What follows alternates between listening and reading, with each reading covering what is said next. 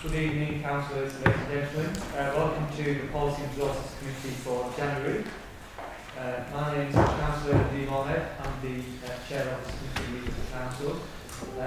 There's members of the public here, so we'll do some quick introductions, if that's okay with everyone.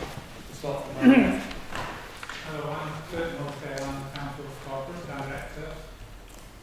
Good evening, I'm Neil Watson, Pendle's Planning Manager. I'm Mohammed Iqbal, Bradley Ward Councillor. Mohammed Hamid, Bradford West and Wheeler. Councillor Zafar Ali, Clover Hill. David Witt from Evian Coates Ward. Councillor Mike Goldthorpe, Evian Coates Ward. Councillor Karen Howard from the Marsden and Southfield Ward. David Coburn Price from Bullsworth and Coleridge. Sarah Coburn Price from Bullsworth and Coleridge. Richie Wilson, Chief Finance Officer. Okay, thank you everyone. We don't have any apologies, we've got a full house, that's fine. We've got a number of speakers this evening, so I'll just read out your names. Can you just indicate that you are present? First, we've got Claire Robinson, Ian Swain, Lisa Allison. Thank you. Next item is item 1, declarations of interest. Any member who's got an interest to declare? No? Thank you. Item 2 is public question time. This is to receive any questions from members of the public on items which are not on the agenda. Questions? No? Thank you. Item 3 is minutes from the last meeting. I'll move the minutes. I'll second. Thank you. Thank you. Item 4 is planning applications. So the first planning application we have is Whiteheath Close in Earby, and we have 2 speakers, Claire Robinson and Ian Swain. So you'll have 5 minutes each to speak. So I'll bring in Claire Robinson first. The floor's yours. First of all, I want to say I appreciate the council's time for coming out to do a site visit. I did see you coming and looking at the area today, so I really appreciate that. The road is dangerous and against this proposal. Cars travel from here towards Salterby, and when they get through the first chicane, their speed increases dramatically. Because they get through the second chicane, they've got right of way, they're allowed to continue, and that speed increases around the line bend, making it very dangerous. We walk our dogs down that road, and quite often have to walk around the middle of the road so that cars coming in the opposite direction can see us and moderate their speed appropriately. A pavement would be a wonderful addition. I think it's a great idea to have a pavement down there. And if the farmer and the developer is so intent in making this proposal, surely it will be a safer idea to put pavement in to begin with and then make a decision on the safety of that and how that goes. If family houses are to be built, families who are wanting to get a bus from this area into Salterby would have to cross the road 3 times on blind corners, which makes it even more difficult and dangerous, especially if these houses are really built by families, which I'm guessing that they will because of the size. Cars don't slow down either, coming from here towards Salterby. There's been a major incident within the last 3 years. Then there's where a car flipped over and he had to be taken out of his car and taken in an air ambulance, and there's still padding around the barbed wire where the air ambulance could actually have to climb over to rescue him. And police believe that speed was a contributing factor to this accident. The land is in Salterby. They're building these houses will link Salterby and Earby together. And Salford has already had its quota of housing. There are major issues with drainage and sewerage when it rains. The rain pools near the chicane as it flows down the road to the fields, and that rain does go into a drain, but then further down Salford Road, it pumps out of the manhole like a very beautiful water feature. It's not a good idea that it's there. This adds to the flood water, which impacts the culvert, which the council have already spent a huge amount of money trying to improve. And local housing and businesses in here are all affected. The fields that are on the back of White Lakes take a huge amount of this water away from the roads, drains and sewers and developers. And the developer's answer to this is building a 1/2 metre high wall at the back of the houses and then building the houses slightly higher so they don't flood. There have been 3 houses on White Lakes estate who've spent over £2,000 trying to improve the drainage coming off those fields at their own expense. The farmer has done nothing to help. I've contacted him and other members of the housing have contacted him with no support from him whatsoever. Now the developer did say last time at the meeting that there were no significant changes since last time, and I believe this to be wrong. The environment has changed a great deal. There are more prolonged and heavy rainfalls which severely impact Earbeck every time. And there have been many things put into place in Earbeck to stop this flooding, but residents know that this still isn't enough, and I believe that more housing would compound this problem. This has been rejected by a number of times by West Craven Council, and there's no benefit to the community if these houses are built, other than monetary gain for the farmer. If planning does go ahead, residents will need assurance that Pendle Council will be liable for any flooding or damage caused by the additional pressure that will be put on by these houses. Thank you for listening. Thank you very much. Next, we have Mr. Swain. Good evening, members and officers. I'm Ian Swain, Chartered Town Planner, WBW Surveyors. Speaking on behalf of the applicants and landowners Matthew and David Dinsdale. Firstly, I'd like to thank officers for their recommendation of support. I spoke at the November meeting. I'm aware that this committee deferred the application to have a look at the site, and in particular, members wanted to look at pedestrian safety. In many respects, I agree with what the objector just said with respect to pedestrian safety. But what to contend is that this development, together with the development permitted on the opposite side of Park Avenue, actually improve pedestrian safety along Park Avenue. As members will be aware, this site is on the edge of Earby, between Earby and Salterworth. There's presently no pavement on Park Avenue between the two settlements, despite it being a well-walked route. I'm sure you've all seen school children probably returning from West Craven School walking along that road, and I suspect there might even be children from Salterworth Primary School as well walking along it. So members will be aware that a new pavement has been permitted as part of the development on the southern side of Park Avenue. That pavement links the existing pavement in Earby and extends across the site. There's a pinch point when entering Earby, and there's insufficient carriageway width to also provide a pavement into Earby on the northern side of Park Avenue. Therefore, this proposed development proposes a pavement on part of Park Avenue and a safe crossing point to reach the proposed pavement on the opposite side of the road. That's the solution that's always been intended, and that's the solution permitted at the outline stage. It's envisaged that this development will end up contributing to the cost of the pavement on the southern side of Park Avenue, and discussions to that effect have already been undertaken. So the result of the developments taking place is that a new pavement is provided at least along part of the length of Park Avenue. That pavement will be available for all to use, including those walking between Earby and Salterworth. And it's a significant improvement over the existing situation. Therefore, it's respectfully suggested that the reality of the situation is that permitting development will actually help to secure highway safety benefits. An identical application has previously been approved on the site by the council. In our view, there's no justifiable reason to now refuse the planning permission. And thankfully, that viewpoint is also shared by the planning manager, who did decide that the proposed refusal of the application by the West Craven Committee meeting was unsound, and there's a risk of costs against the council, and referred the application to this committee. The application is accompanied by detailed reports from both the highways consultant and the drainage engineer, The acceptability of the scheme is investigated by these consultants and appropriate solutions put forward. Those solutions are unchanged from those previously approved by the Council. Statutory consultees on the application, including the Highway Authority and the Lead Local Flood Authority at Lancashire County Council, have looked at the proposals and have raised no objections. So in summary, those with the statutory responsibilities for the road network and drainage have no objection and are of the opinion that what is proposed is acceptable. It's therefore requested that members support the application. So to conclude, development on the site is supported by the Council's planning policies. Your officers recommend approval of the application and the scheme is acceptable with respect to all detailed planning considerations.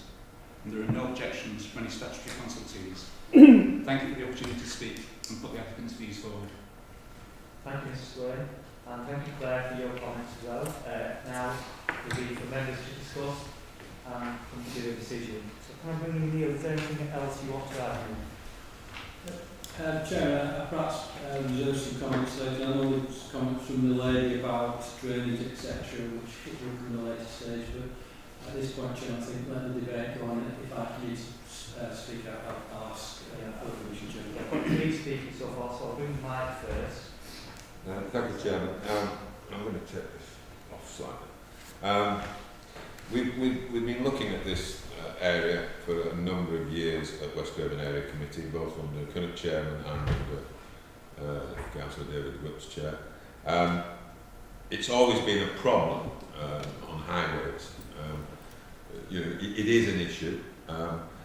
I've heard the word pinch point used several times. I'm not going to talk about drainage. The drainage issues are self-evident when it's running down the road, out of the surcharging out of the drainage system. Every few months it occurs, and in high rainfall areas, yes, we've been up there. A number of people have been up there on that state trying to sort out the water cascading past either side of properties. I just want to concentrate on the highways a little bit and see if there is, and I'll leave the drainage areas for perhaps Councillor Whip to talk about. It seems to me that it's not just one way, the pinch point. When vehicles come out of there, and I use that road quite a lot, and it is always cautious as you're accelerating away from coming through the chicane, because you don't know what's going to lurk around the corner. And the amount of vehicles that come across there, it's, excuse it, it's a rat run for, use the term, but it is for people getting across from Barnholswick to Earby on that side of the settlements. And people do race along that road at pace. I'm wondering whether there is an opportunity to slow them down a bit more in terms of this one. In terms of we're already in here about a 30-mile-an-hour zone, extending that still further and looking at creating a slowing down measure, again, further back, because people are going to be going both ways. They ain't just going to be hitting the pinch point down into the bottom of Somerset Road there, bottom of there and on to Earby or Calvert. They're going to be going the other way as well, and that's where the danger is, particularly. So, perhaps we could see what you mean. okay, have you got a? Chairman, I've set this up the same way for the last 15 years, and tonight it's not working. That's right. I'm not an expert here, I'll welcome them. Everybody's had a site visit. There's a few of us sat here tonight who know the area very, very well indeed, and the issues that are around it. I think that there is still an issue on highways. I think we should be looking at calming measures.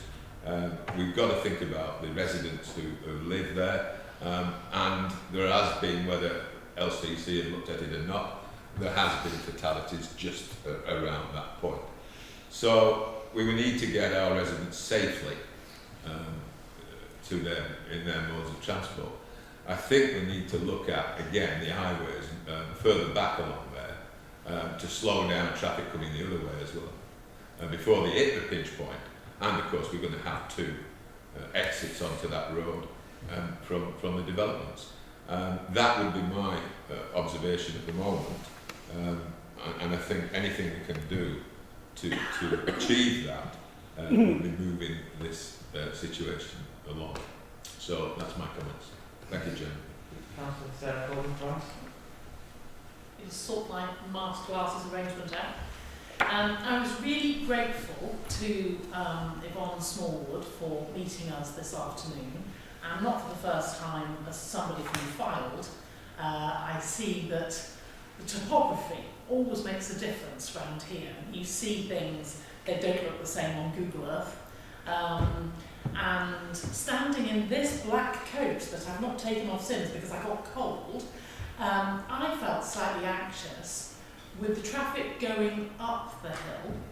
And it's true that there is this pinch point down at the bottom and everybody sort of slows for that. And it's great, and I'm sorry that we can't see the new pavement because that's really needed. There actually is vestigial pavement on the side where we had parked. We haven't parked on the road, we parked off it. There is a small pavement, but actually all it needs is somebody to come along with a shovel and dig out the soil that's sort of crept on from the undergrowth. It's probably only this wide, but it is there and it's better than standing in the road. So potentially we do have the gain of the new pavement, but we still have this traffic that's powering towards the countryside now, and I think it's psychological because they finished with the town and they're going. And yes, I felt that lack of safety there. So if in fact we could sort of create a balloon effect, and whether the developer would be prepared to do this, to create a mirror higher up, to stop that, I'm going to put my foot down and hitting the countryside, then we've got the area that is the entrance to the estate, with the new pavement, perhaps with the cleared little tiny pavement as well. I think that changes things hugely, given that the comments of EAB Town Council about Spring Mill in EAB and land banking, as we know, are not things that can be taken into account seriously. They're not actual objections, and that there is, in fact, from 2018, established principle to build on this plot of land. So it's all to do with taking that, accepting that, and trying to see if we can, through this application, the developer's representative is in the room, perhaps it's a thing whereby we ask for Neil to go away and have these serious discussions, or whether in fact we say, if this a decision can come to, then we could delegate to you to create a sort of higher measure and therefore a safety zone or a slower traffic zone in the middle. I don't know what you'd like to say about that, Neil. Well, I would say two things, Chairman. First of all, the design of this road layout has been agreed at the 2018 application, and indeed we approved the design of something for a larger scheme on the opposite side of the carriageway to this. So we'll be having a second and third bite of the cherry of something we've already approved. But Chairman, you have condition 9 that is proposed, which says the off-site highway works to come back for further consideration and approval. Chairman, that will be the mechanism, because to do works in the highway, you have what's called a section 278 agreement with the council, and the change have to go through a road safety audit. And so there's a process that the applicant have to go through with that. So, Chairman, I hear what's being said about slowing the traffic down. Obviously, going up to those speed humps, you don't have a speed hump just immediately before the bend, but traffic going up to the site has speed humps, so it's not flying through there. But you would, I think what members are saying, you want them to slow down coming in both directions with that pinch point. I think that, Chairman, the condition would cover that for the applicant at a later stage to come down and say, right, design some traffic calming, and that can incorporate speed limits as well. That would be something that the council would want them to look at. So I think it is, scheme hasn't been designed, but condition 9 allows that to go forward. Thank you. You finished, Sarah? Yeah, thank you. Yeah, thank you. Councillor Wick. Thank you, Chairman.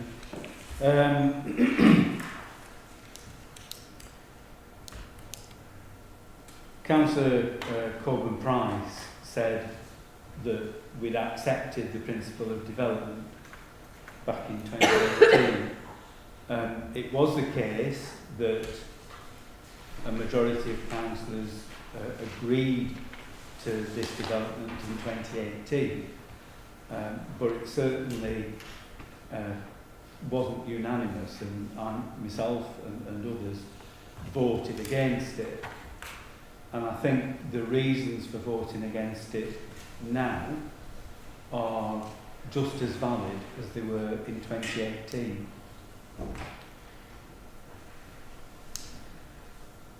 Councillor Corbyn Price said, quote, "Everybody slows down for the pinch point."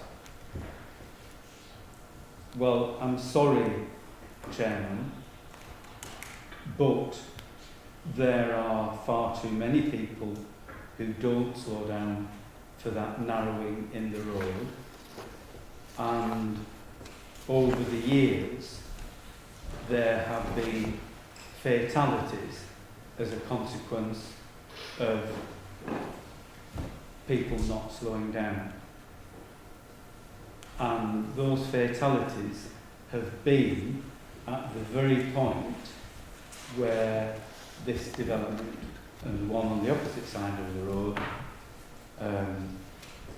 would take place.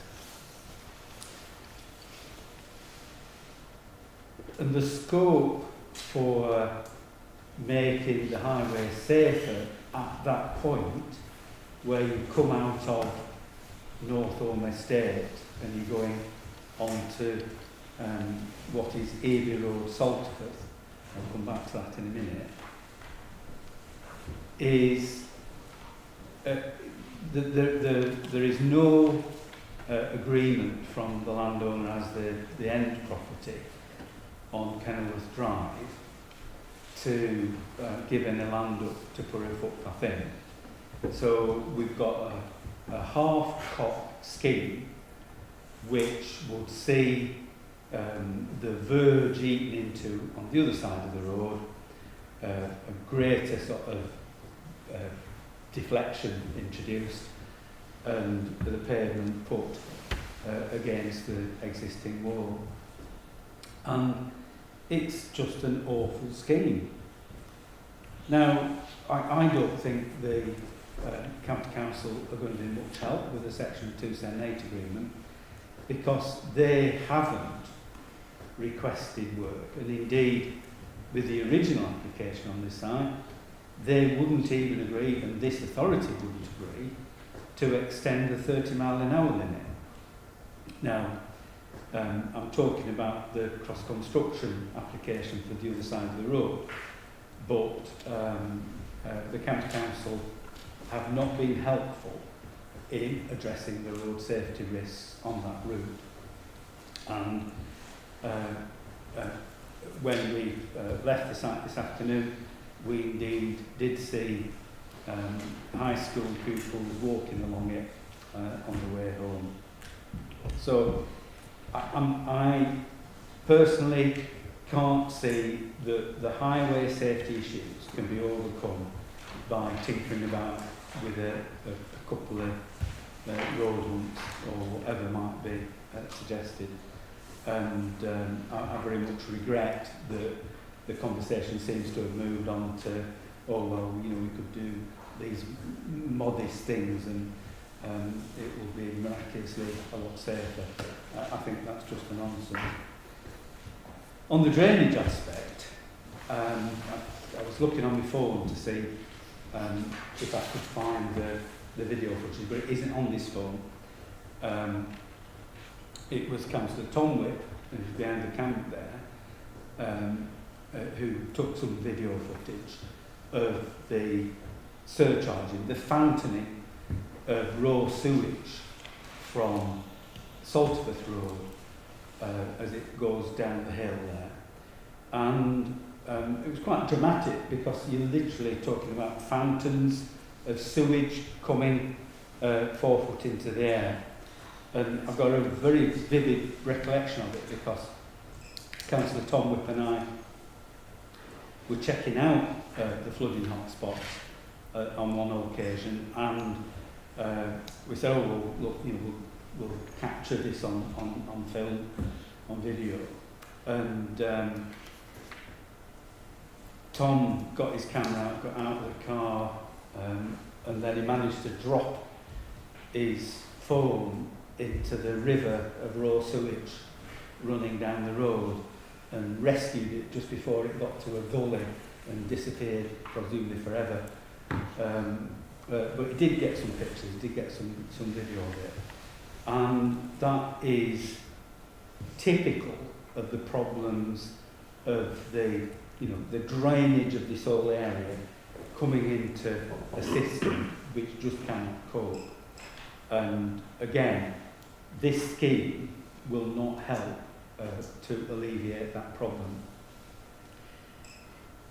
The other issue with the drainage, and it's been touched on, is the immediate impact of runoff from this field going into the adjacent properties. And I sandbagged property on Whiteley's Close and dug a channel and knocked a little bit of a wall down in order to prevent the water going into somebody's property. So that's a very real issue which I don't think is adequately addressed. And I think taken together, those are adequate reasons for us to say, well, no, we don't agree with this, and we turn it down. The issue I want to come back to is that the agent for the applicant, Ian, will react to both speakers for what they had to say on the issue. But I think Ian's contribution demonstrated a lack of knowledge and understanding about the local area, because he repeatedly referred to Park Avenue. Well, we're not talking about Park Avenue. Park Avenue is a terrace further along this road. The road itself is Earby Road, Salterford. And it then becomes Salterford Road here when you cross the boundary. And I don't know whether people who went on the site visit saw the boundary stone, which is just below the application site. So it very much is part of Salterford.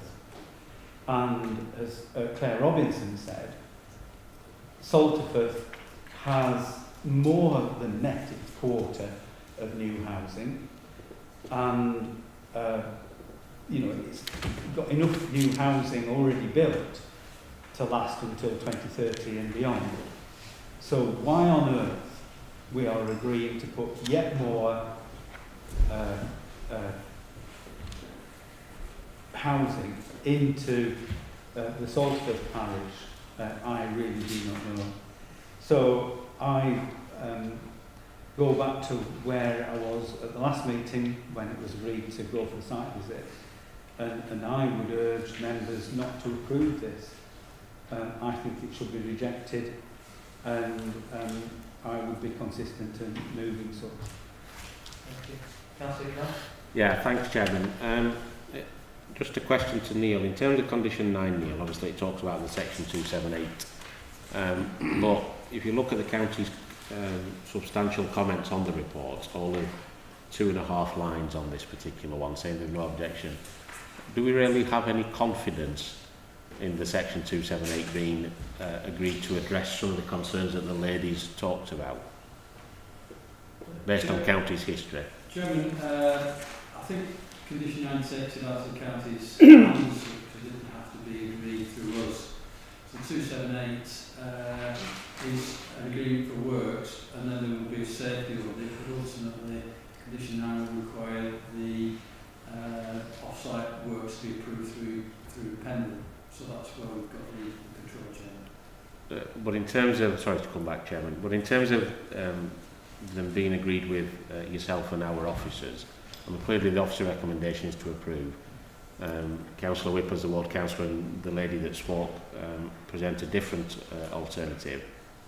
What's the safety barrier to take on concern of the local residents in a sense? And I know in the past where, for example, planning applications have been delegated to the planning manager, sometimes being in consultation with the chairman, sometimes with ward councillors, is there some safety net that you can offer that would assure myself and other people who may be erring on the side of refusal? Sure, it's your prerogative as councillors to ask to decide anything that you wish to. So if you wanted the details to be approved at a committee, if that's your wish, then you can so choose to do that. So that would be your safety net. If there is such a thing in the planning system. Thank you. Thank you. Sarah? I've got to mention the very handsome boundary marker. I wonder whether, Neil, that if this is passed tonight and there is a pavement, that we make doubly sure that that is preserved and just set further back and not lost at all, because I think it's an important historical feature. Sure, I would like to say yes to that. There has to be, and there's been indeed an approval from the application opposite to widen the road on the opposite side. So I know, so what I'm saying is it would need to be recited further back, but in the same, on the same plane. I can't guarantee that. Sure. Really? It's in the highway boundary and it's to implement that, so, and that's already been approved, but obviously we can look at that. But It's such a small thing. I can't sit here and give you a guarantee that I can't give you. So if under this section 9 it were to come to the ward councillors and they were looking at the best highway safety implementation, could they put it into part of section 9, the preservation of the boundary marker? I think that's a separate issue, Chair. I think they're having some difficulty here because this is an approved scheme. Yeah. This will piggyback on all this application is saying is it will connect into an approved scheme. And it's not saying it's a new scheme. It goes across the road onto the design that's already been approved that they can implement tomorrow for this other scheme. I'm happy to look at the market, but this is the process to get that preserved. Okay. You know, obviously do not want this council to have costs at appeal. And whatever you say about Salterford, this is clearly an extension of EOB. It is. And it says so clearly in the report. And even if it was Salterford, I don't think it would make any difference because it was approved in 2018. So what Councillor Whip is expressing is regret for the past, which many of us feel about many things. But here we must consider the future and the fact that we could be faced with a large bill to appeal and we should be very aware of it. So having stood there this afternoon and looked at it, my concern is can we get extra mitigating safety measures? Can we preserve a historic feature so that it's better for the residents, it's safer than it is now, and this council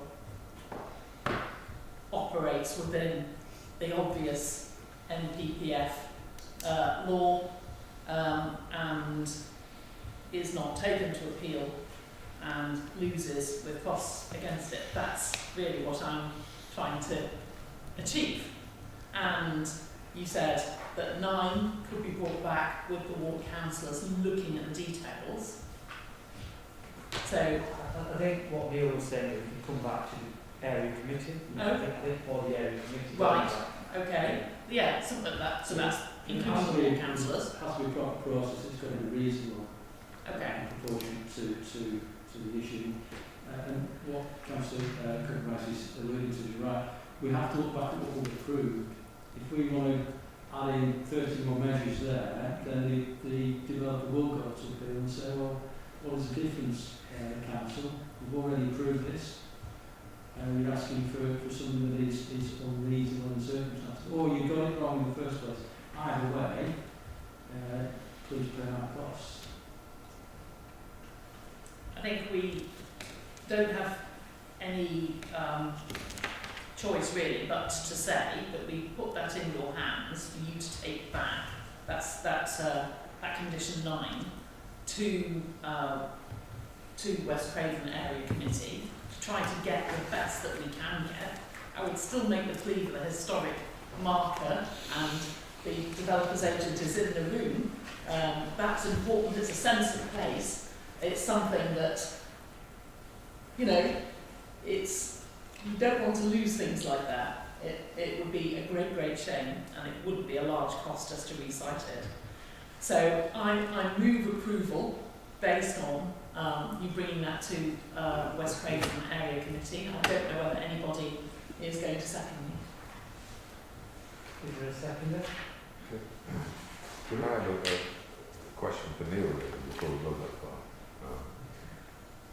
Sorry.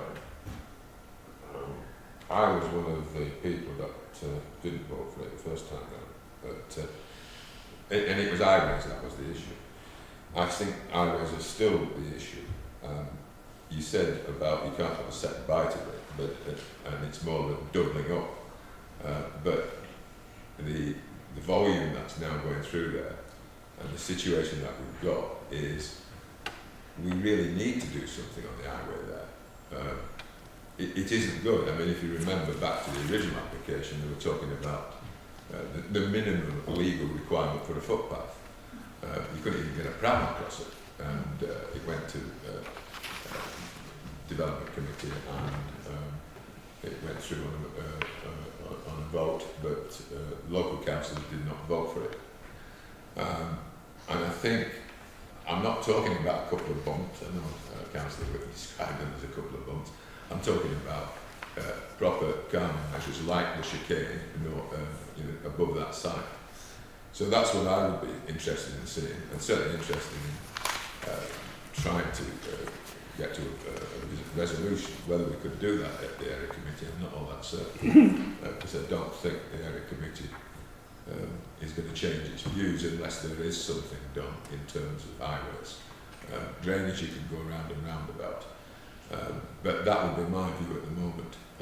I want to know if we can get a better situation in terms of highway safety for 2022-23, not 2018.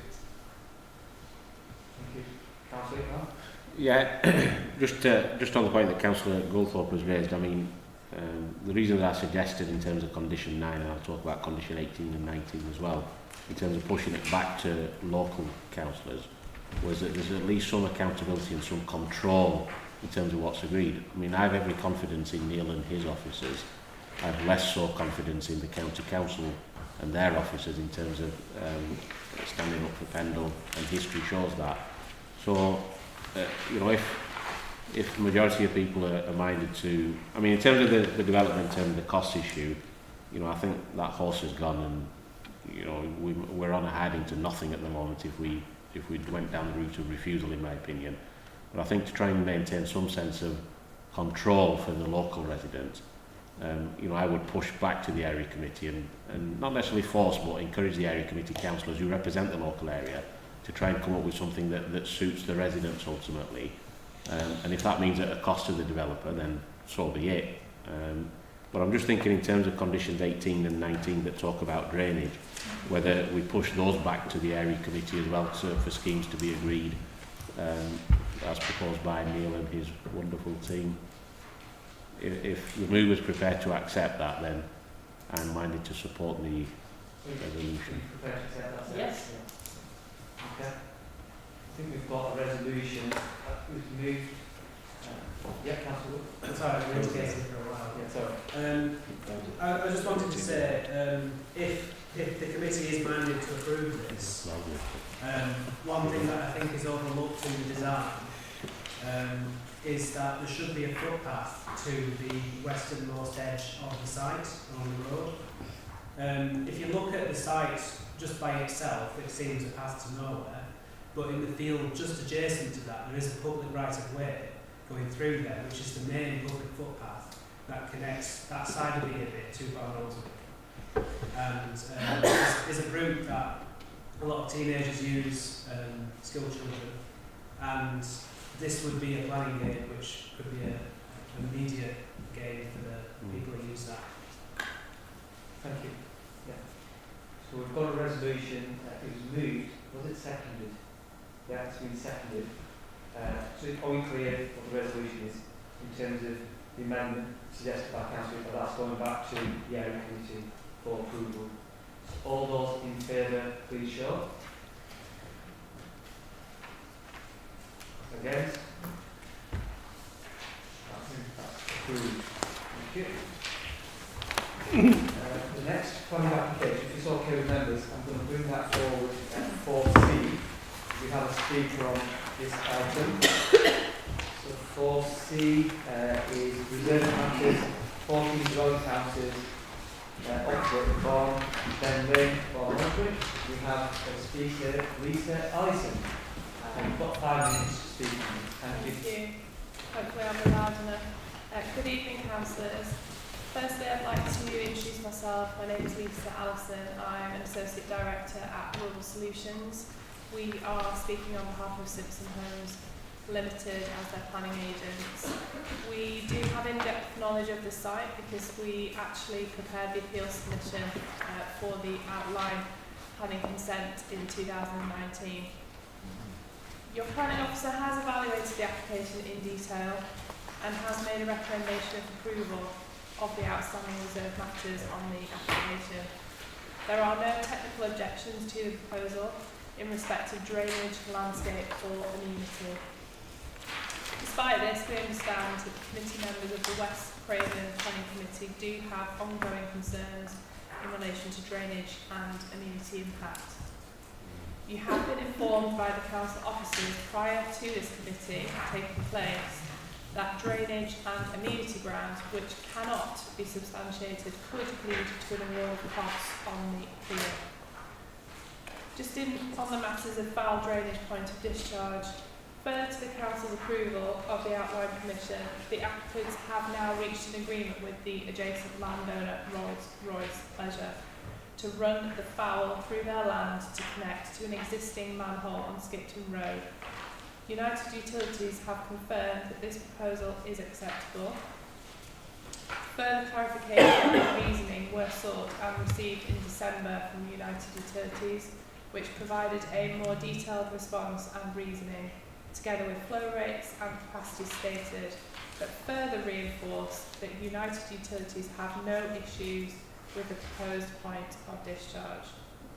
Unfortunately, some anecdotal accounts of the drainage system not being capable of this additional load are being presented to the committee members. United Utilities refer to in their second correspondence that we have no historical records or internal-external flooding caused by hydraulic inadequacy. We therefore respectfully suggest that the statement of fact by United Utilities, a technical statutory consultee on the application, who own and maintain said drainage system, cannot and should not be discounted at the expense of personal opinion. Surface water. Principally, it's important to note that the substratum in the area is not that of boulder clay. This has been tested on site and confirmed by industry professionals at Paul Waite Associates. Full details can be found within our submitted drainage report. United Utilities have confirmed that the surface water will discharge via infiltration. The local lead flood authority are now satisfied that the drainage details can be secured through the inclusion of a recommended planning condition. Committee members have expressed concern that the method of surface water treatment proposed by infiltration would in some way give rise to potential flooding in a local area. We are advised that the most recent and severe flood incident in 2015 was actually on the Rolls-Royce sports field. This was due to an insufficient capacity on the culvert on the Rolls-Royce land, which had a reduced capacity as it passed under Skipton Road. Since this time, the culvert has received remedial works to rectify this issue, and no further suggestion of a repeat occurrence has been seen. Again, it's been accepted by the committee members that the remedial works have built in significant resilience. The development of the land at Ben Lane will therefore not lead to an increase of flood risk. Just to cover over the amenity impacts, some concerns were raised by committee members in relation to the proximity of units 11 and 12 to Kerrydale and Wyncote, and the potential for privacy and overlooking. The design principles in the supplementary planning document advise that a minimum distance of 12 metres should be provided between principal windows and side elevations, and 21 metres between principal windows which face each other. We recognise this. In response to this, the applicants have revised the submitted plans and have provided internal layouts to the council. As such, the only windows on the first floor on the rear elevation now serve a bathroom with windows that will have obscure glazing. Furthermore, a 1.metre high boundary fence will protect the ground floor amenity. The council officers have since confirmed this to be acceptable. Just my final thoughts and summary. The proposal meets the objectives of the local plan policies and the national planning policy framework. The applicants have provided additional technical evidence and have supplemented the submission with amended plans as requested. They have sought to work with the council to address any concerns that have been raised. And finally, we respectfully request that you, the council members, carefully consider the evidence before you in relation to this application and the facts that there are no legitimate reasons for refusal. Thank you for your time. First of all, Neil, do you want to add anything, or do you want to come back later? Sure, I think, sorry, I didn't catch your name there. It's gone through dress codes and crossings and units of culture. That's fine, thanks. First I've got Councillor Sarah Corbin-Price. Thank you.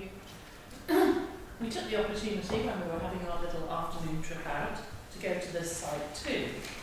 And obviously, a bit like the last one, we're not talking about the principle of development here. The principle of development is already granted. So we're just looking at appearance, layout and landscaping. I had a look at the appearance, bland, if I'm honest, but not something you could say awful, just bland. And the pictures on the view into the site were rather beautiful, weren't they? We took pictures of them and thought, oh, perhaps we've missed something. But no, they're sort of very standard houses once you get into the estate. However, I'm not going to dwell on that, just a little disappointing. Layout and landscaping, to me, takes me back to an application that did not succeed in our ward of Lancashire Bridge, because this is a sort of edge of countryside location. And what we have here, I find cramped. So, for example, we look at things that say things like bin stores to accommodate 2 bins. Put your hand up in the room if you have 2 bins. Because we all have more than 2 bins, don't we? You have 4 bins, I have 4 bins. In fact, because my mother lives next door, we have 8 bins. So here, you know, we look at the what wait a second. We look at ENV2. It says that all new development should seek to deliver the highest possible standards of design, as I said, let that go, and be designed to meet the future demands whilst enhancing and conserving heritage assets. So the future demands, well, I think we're going to do more recycling and not less, so 2 bins doesn't cut it, not at all. And if you look at the little tiny plot sizes up against Skipton Road, if you stretch it to 4 bins, I'm thinking you've hardly any space at all. And then the bit that disturbs me most, if I'm really honest, is the section that says, the design principles advise that a minimum distance of 12 metres, you covered this towards the end, should be provided between the principal windows and the side elevations, and 21 between the principal windows which face each other, okay? Whilst the proposed scheme would not achieve these distances. So I thought about that and I thought, so it doesn't achieve the minimum. And then I looked at the sort of mitigation, and I'm afraid I always put myself in the place of the person who is the existing house. And I think, well, a 1.8 metre high fence or boundary, and or looking at some obscured windows. I think that's why we have the minimum distances. We have the minimum distances so we don't have to do the mitigation. Because if the minimum distances were upheld, we wouldn't have those not very attractive mitigations put in place. So going back to this application that I'm remembering in Lancashire Bridge, which was also sort of edge of countryside, that was turned down. It was turned down on appeal. I'm not saying it's exactly the same. It was a village location. But it was turned down on appeal, and the subsequent one that was passed had fewer houses. And I think that this site, not just the bins, but also the trees, there has to be an awful lot done in terms of digging around these trees and being concerned about the trees. And that's not been fully dealt with as far as I'm aware, and I know that it will be. But if you look at all of that, really what you're trying to do is squeeze a quart into a pint pot. And I think that generally this application, the principle of development is already established, but the layout has compromises. The compromises don't even meet the minimum. They don't even meet the standard amount of bins that we all have in this room.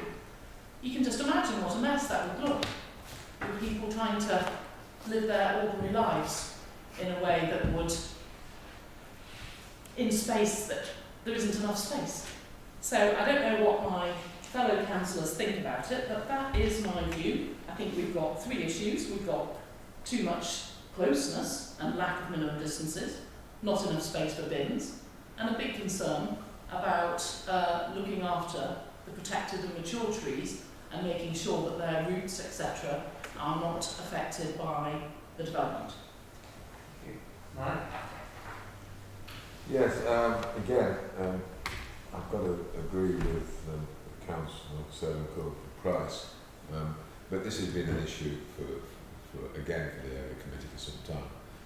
But I've got to be fair that now we've got to this stage of actually looking at design and layout, there are some glaring issues with it. So I would fully support Sarah Cover-Price's comments, and if she were to provide a motion on that, I'd be interested in seconding the issue. But there we go. I'm sure there's a good debate on it. Councillor Wick? Well, Chairman, I would certainly propose refusal on those grounds. On the amenity issue, that was one of the reasons that we said at the area committee. That is in terms of the proximity and the failure to adequately cater for that distancing. And the edge of countryside issues is a key aspect.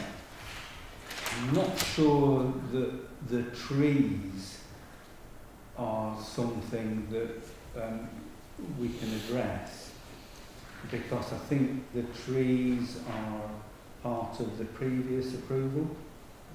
I'm looking to Neil for advice on that.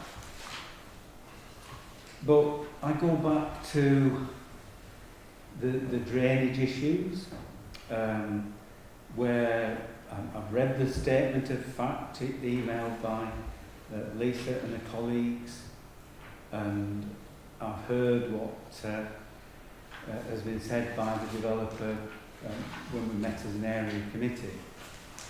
And it's as if hundreds of residents and myself and other councillors, Councillor Tom Wick included, have been living in an alternative universe.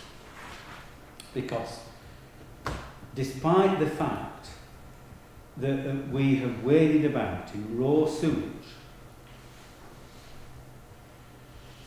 several times over the last 20 years, and some properties have had raw sewage in their homes and have had to have extensive works. I'm talking about scores and scores of thousands of pounds of repair and renovation work, and been out of the properties for months and months at a time. United Utilities have, quote, no historical record of external or internal flooding. So the expert body say there isn't a problem. Well, it's just, you know, it is such a divergence from reality that it beggars belief. And as someone who has witnessed the water flowing over and off this land, just running straight over it, obviously the experts who've done the tests and all the rest of it say it can be infiltration, but the experience of the last few decades has been that it sheds water like an oil skin coat. So, there's so great a difference between what all the experts say, what the developers say, what the planning consultants say, and lived reality that, I'm beginning to feel that we do live in a different universe. So I would hope that we could add to the reasons for refusal that those drainage grounds, but we should be turning it down, and I would propose that we do. Thank you. Sarah, are you happy to include the drainage route grounds Councillor Wicks mentioned? I would just like to briefly say, I do know what you mean, Councillor Whip, in that, for example, there was no flooding problems coming off the Lower Rough. You should tell that to the people whose gardens now lie in the silt and whose kitchens are ruined, with no recourse to any compensation from the developer. So that was during the construction phase of that building site. But I do know that it's a very difficult one to argue. It's a very difficult one to argue, to appeal. So I will listen to what Mr. Watson has to say. Chairman, the development of the roof now it's complete. I do fully accept there were issues with the development phase of it, but the drainage is working as far as I'm aware now. So finished design works there. Chairman, first I want to just talk about minimum distances first. Minimum distances are twofold. One is a design issue and one is a privacy issue. Now, at the top of this slide here, you have a minimum distance for amenity between the front of a house and a gable, which is 12 metres. Now, there's no, apart from a garage, and that's going to be, front of a house or rear to two-storey gable. There's nothing on the site that contravenes that anywhere. Okay, so that 12 metre issue is not reached anywhere. The reference to lack of compliance with policies of 21 metres, and that is, this is from the design guide, between windows that look directly into each other. Now what this application does is take those windows out. So yes, it is 17 metres, but they don't look over the neighbours, so there's no loss of privacy. So that's what the report may have written it inarticulately, but the report is saying yes, it doesn't comply, but take the windows out, which they have, and put them on the side, that privacy issue goes. So my advice to the committee is that there is no lack of compliance with that policy now. Okay, so that's what that effectively says. Chairman, if I go back up to the layout, the big issue was the trees along this boundary here, not along joint boundaries main fencing and a couple of trees in here. All the root protection areas can are not affected by the proposed, and condition 9 requires there to be fenced in the way that you would normally require fencing under the BS 5837 standard. So I'm happy that trees are protected with that, provided the developer puts the fencing up, which some do and some have to chase. Chairman, mentioned the cramped nature and I think somebody mentioned Red Lane and the meadows. No, one lane to bridge. Yeah. Without worry. So there was an issue about how it looks in the countryside because the meadows application was refused based on the properties backing right up to the countryside. Here, you've got some trees in a gap, you've got a stone wall, and you have gardens, so that relationship doesn't occur there, so it won't look poor in terms of the transition to the open countryside. Chairman, too close together. It's in terms of the side relationships, it's perfectly adequate. You get housing estates like Lapton, not different than anywhere else, and they do have gardens. We have no space standards in our policy. I'm not aware of any councils do in terms of you must have a 10 metre back garden or a 50 metre. You have to look at the relationship you have. There is space for all of the residents to recreate. There's not enough spaces that haven't had the rear of them, but there is space around them. So saying it's cramped is going to be a very difficult argument to Chairman at appeal. I'll come back to the bins, but I think that's the last issue. Chairman, there are two issues about sewage and surface water. The are drains, but they are separate. The foul sewage is proposed to go through a new route along here and into the public sewer, and I do understand what Councillor Whippers has indicated about previous problems. We went back to United Utilities, they're the provider, and we asked them specifically to say, we understand there have been problems in the past, does this sewer have capacity? They're saying it's running about half its capacity, and their words, the additional flow into that would be negligible. So we were to refuse on sewage trams, we will be going in with the utility company saying it's got capacity and the flow from this is negligible extra. If you're going to refuse on that ground, which is perfectly your right to, we will need some evidence to say why are they wrong. We've specifically gone to check against them. In terms of surface water coming across, and yes it will, and it will discharge once the ground gets sodden, it will go and it will pool. What the national policy says, you first of all try and infiltrate, if you can, into the ground conditions, and then there are other ways about discharging it through containment tanks, etc. From Poor Waste Associates, who are a reputable company, we use them. So they're not a fly-by-night organisation. Have done percolation tests across the site, because we do get a lot of boulder clay in our area. They've done the percolation tests, and their percolation tests say, based on the calculations of infiltration, they will work. So we've got technical appraisal of surface water saying infiltration on this site will work. There's a condition about just finalising those details for the local flood authority want us to do. We're saying we've done these percolation tests. There's a standard methodology that is under the building regs that we use. You calculate how long it takes to drain away, and if it passes, then ground infiltration will work. So the evidence we have is that you can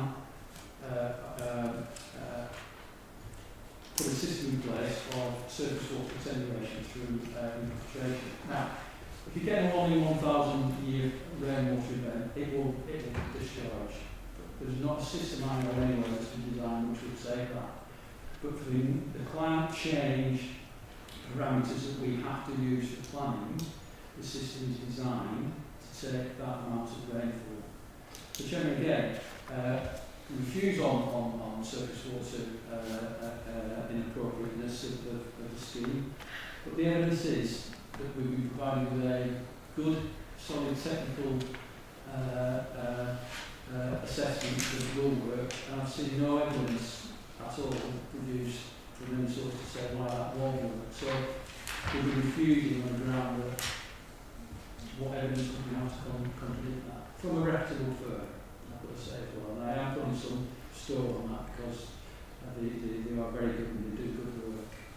So I'm surprised that they've got the thing on. So Chairman, going back to the last issue, the only issue that I don't think I've got a ready answer for is the bins. There is space around in the back corners for 2 bins, 4 bins, 2, 3, 4 bins. I would not like to fight in people to say this site hasn't got enough space for bins if that's the only reason we really have to turn down. I think that would be extremely perilous to go on that road. Thanks, Neil. Sarah's moved refusal. How? No, I just spoke. I want to see what other people had to say. I don't know if anybody else wants to. I could say what I think now. Councillor Wicks moved Okay. but I think we need to be clear on the reasons now for what the comments Neil's made. For setting, do you want to clarify what grounds you want to rely on, Councillor Wicks? And then you know. Yes, I was saying the edge of countryside issues, the amenity issues, and I also included the drainage issues, which may or may not be shot down in flames. Thank you. Sarah? Well, I'm afraid that very reluctantly the argument of Neil Watson has swayed me. I may think that these buildings are too close together and I wouldn't want to live next to something that had obscure glass mitigations with fences. But if we can't defend that, then there's no point trying.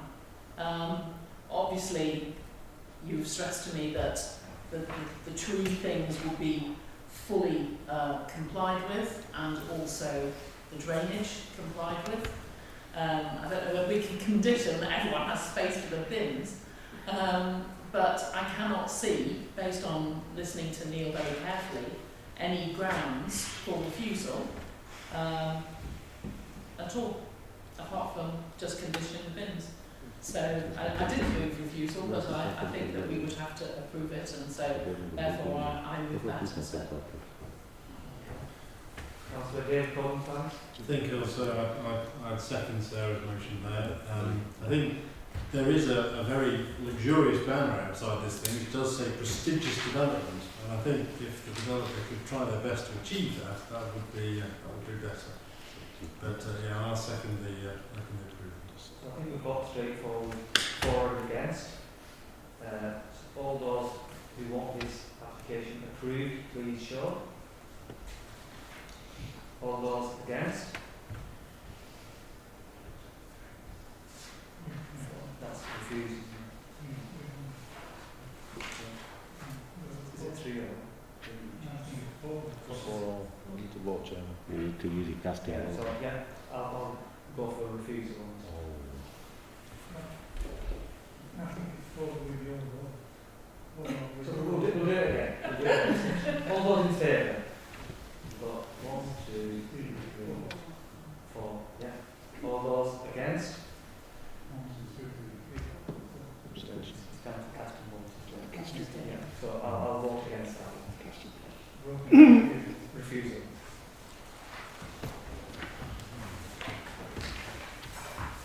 Okay.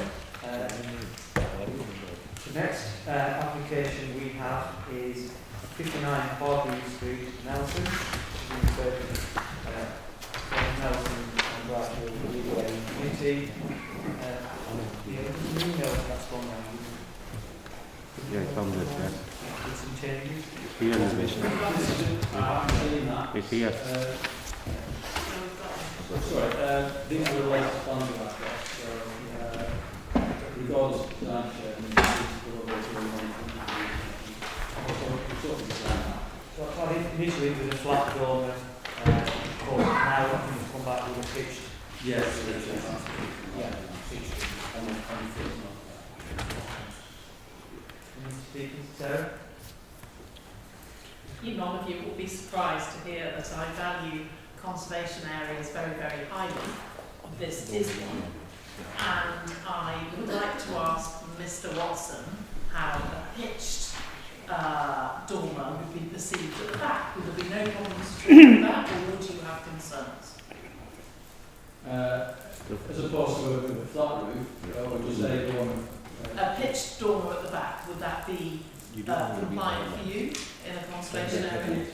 We have allowed those in the conservation area, yes, that would be more appropriate. It's a front elevation. Exactly. I think the thing about a terrace house street is that they are, in fact, very beautiful, and they're very beautiful in this landscape because you see them climbing up and down the hills. And what's wonderful about them is their uniformity, whether they have outriggers at each end, whether they have gables, whether they're flat to the pavement, whether they have little gardens. The symmetry of them, the repetitiveness of them, is their joy. And conservation areas began in the 1960s because the fabric of this country was being gradually eroded by people who wanted to make a statement, or as they say on Channel 4, put their stamp on the house. These people are criminals in my view. They are spoiling our urban environment for us all for centuries to come. I think that it is appalling what is happening in our towns up and down the country. I am a great lover of Alec Clifton Taylor, who wrote about the charm of what most people would consider to be perfectly ordinary English towns, perfectly ordinary towns. And Nelson is one of those perfectly ordinary towns. And this is a conservation area within Nelson. Something is valued within this conservation area.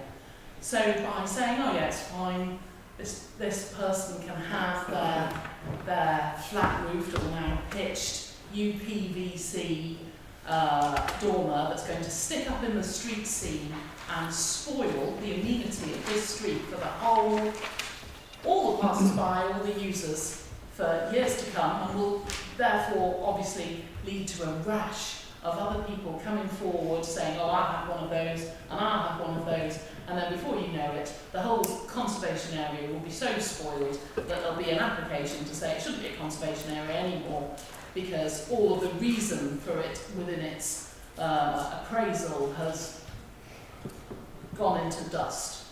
So I think that we should recognise the beauty of our towns and protect them really violently because we love them. We should value what we've got, because if we just allow these things to happen, we lose that beauty.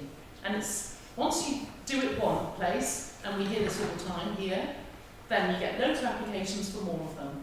So I beg you to refuse this and tell the applicant that he can put a pitched roof dormer at the back. I move refusal. Is there a seconder? I'll second that. Thank you. Having served on the Nelson Area Committee in the past, these are regular type planning applications which the committee have to deal with. And I think the committee took a view a long time ago that they will allow dormers, within reason obviously, to allow dormers on the front of a terrace street, even though there may not be other dormers or other places previously. And that was, and rightly so, that was a decision which the area committee took. In terms of the conservation area, I've been involved in various discussions at Nelson Area Committee in the past where valid arguments have been put forward and to protect the huge investment which Whitefield area had protect the conservation area. But there were certain areas within the conservation area which didn't benefit from any grant funding, and councillors then put forward the argument that yes, in terms of areas which have had investment in and particular blocks, fine for them particular areas to protect the investment in them particular streets, but those areas which didn't benefit from any funding should be allowed to build dormers. I think they're some of the arguments and debates which I've been involved in. So they're just my thoughts on the matter. Any other speakers? Councillor Ali? Thank you, Chairman. First point I'd like to make is in regards to the suggestion by Councillor Corbyn Price that those who choose to develop their properties and submit applications for development are criminal because they come from certain areas. I do take... Oh, not from the certain areas. No. Well, with respect, it was my interpretation. You were suggesting that those who live in conservation areas submitting planning applications for development are criminal in your eyes, and that was my interpretation of what you said. I'm happy to be corrected. In terms of the substance of the application, you are quite right, Chairman. This area wasn't one of those areas where funding was successfully spent a long time ago, well before my time on this council. However, there is evidence of conservation properties in conservation areas that do have their own identity. Let's take Carr Road, for example, conservation area. If I remember correctly, from the lights of every street going up to the town centre, every single property has its own individual feature. Some have balconies, some don't. Some of the stonework is different on some of the properties. In fact, one of the properties has an extension going into the loft. So there is evidence that historically there have been properties with their own stamp on them. Going back to the property in question on Hargreave Street, I get it. It's around the corner from another prestigious site which was a number of years ago, purchased by a religious establishment who are working to reinstate it to its original condition. But this is a house. You know, I can't obviously comment on the size of the family, which is another, one of the reasons which previously the Nelson Area Committee has obviously treated these applications friendly, or friendlier rather, and I'm happy to move for proposal on that basis. There should be a consistent approach that Nelson Area Committee has had for several years. I don't see how having a decent, architecturally decent fitted dormer is going to affect the preservation area of this area in this particular case. I'm not saying it's a one-fit-all approach, but there should be some consistency. Chairman, I'm happy to move for approval. Councillor Iqbal? Yeah, thanks, Chairman. Just echo the beginning of Councillor Ali's words. And I hope she doesn't take this personally, but it's okay for Councillor Corbyn Price to sit here and call or refer to people that put in planning applications for dormers in a conservation area as criminals, when she doesn't have to live in an overcrowded situation herself. I'm sure she doesn't live in a terraced house in wherever she lives in some nice affluent house with big grounds and really doesn't have to worry about overcrowding. And what I think is criminal is that in today's society, we as a society are forcing people to live in overcrowded conditions, and I don't know the applicants personally, but I suspect that's why they wanted the dormers.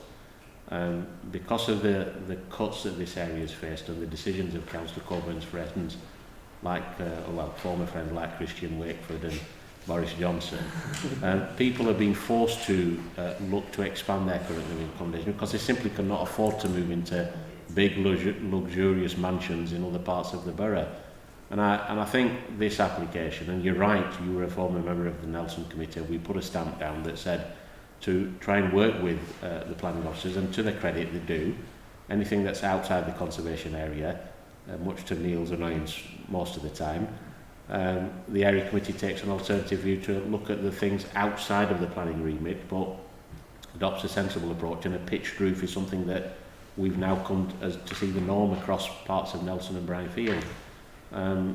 I think we should approve this application because you're right that, Councillor Alley's right that as part of the housing market renewal funding that was stopped by Councillor Corbyn Price's friends in 2010 suddenly, areas like Hargreave Street have not benefited a single penny as part of being a conservation area. And maybe I've had this conversation previously with Neil that maybe the conservation area needs re-looking at, and it's not a decision for the council, it goes somewhere higher up, and those higher up are busy with other things at the moment.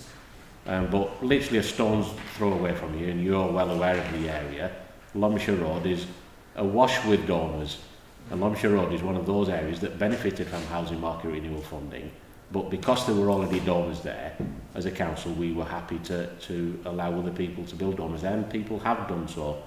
But just using the analogy that Councillor Corbyn Price would no doubt be happy for the back dormer to be built here, and there's nothing that she could do about that in essence, whether it's criminal or not, I think is an example that if we're happy as a council to allow the back dormer to be built on a back street in the conservation area, what's wrong with the front street in my view, and I'm happy to support it. Yeah, just in terms of what Councillor Sarah Corbyn Price, my interpretation of what she said was, I think rather than what she was saying, following people who apply, public application is criminal, I think it's more to do with the impact the decisions have once the development's taken place. I think she was trying to, yeah. If I may. Chairman, sorry. Yeah. Well, I put my hand up when Councillor Sarah Corbyn Price said, quote, "These people are criminal." And in the context of discussing a planning application from particular individuals, I can only read that as an accusation or a statement that those people are criminal. And in terms of treating people with respect, which all councillors are expected to do, I don't think that's treating people with respect. I think that's an appalling thing to say, and something that Councillor Corbyn Price should be apologising for, and if she doesn't apologise, it should be a matter for the monitoring officer, who I think was out of the room at the time that the words were spoken, but you can certainly review them because we have it on camera. She ought to be taken to task for. Yeah. It is an incendiary thing to be saying, and something that ought not to be bandied about so lightly. I agree very much with what's been said about the balance between the housing needs of people living in an area who have space requirements and need to extend. But there is a tension between those needs and the policies that we've got to protect conservation areas. And as people are well aware, I have voted consistently to stick to the policies. As a council, we agreed with those policies, and it's not right that we should undermine the policies, go against the policies and set the policies aside in any particular area, because that impacts on the whole of the borough and the conservations elsewhere. So there will be very good arguments, and they've been articulated tonight, as to why this application, and perhaps others, should be approved because of the requirements of the households that are making them. I can fully see that. But if it drives a coach and horses through the policies, it could be an application in Colne, in Airby, in Van Olswyk, in a conservation area, and the fact that we've granted approvals elsewhere will reduce the ability of us to to prevent inappropriate development. So, despite the fact that I condemn Councillor Sarah Cogan-Price for accusing people of being criminal, when it comes to the vote on this, I will vote against the application and hope that a more appropriate proposal can be put forward. So, to clarify, I do believe that up and down this country there are criminal acts taking place by people who do not generally apply for planning applications. And we see them all the time. And I write to Mr. Watson, and he sends an enforcement officer to go and look at them, and we see them all the time. These people are criminals, and they are criminals within conservation areas, and they are spoiling our country. I feel very, very strongly about this. These people have brought an application before us for us to look at. This application is really clearly against not only our conservation guidelines, but the best practice and conservation area guidelines. There is no part of a conservation area that is less important than another part. This came up at the appeal for the Rough, where the developer tried to argue the edge of the conservation area was less important than the centre. And we were told very clearly that, in fact, if you're in a conservation area, all the elements are important. And what Councillor Iqbal said exactly proved my point, which is, there were loads of them on this street, there were loads of them on this street. As soon as this is allowed, as soon as one person is allowed to succeed, possibly nobody spots it. It's usually done, nobody spots it. It's not a planning application, it is a criminal act. And at that point, nobody spots it, it's not put into the council, there's no enforcement, it's been there for years, and then all of a sudden we can have loads more on the back of that very first person who transgressed the rules. I lived in a house that was almost identical to this, obviously without the dormer. It was our first house when we were married. You can go and look at it on Google Earth if you like. It's in Radcliffe, which is Christian Wakeford's constituency. And I have very fond memories of living in that house, and actually it was a sizable house.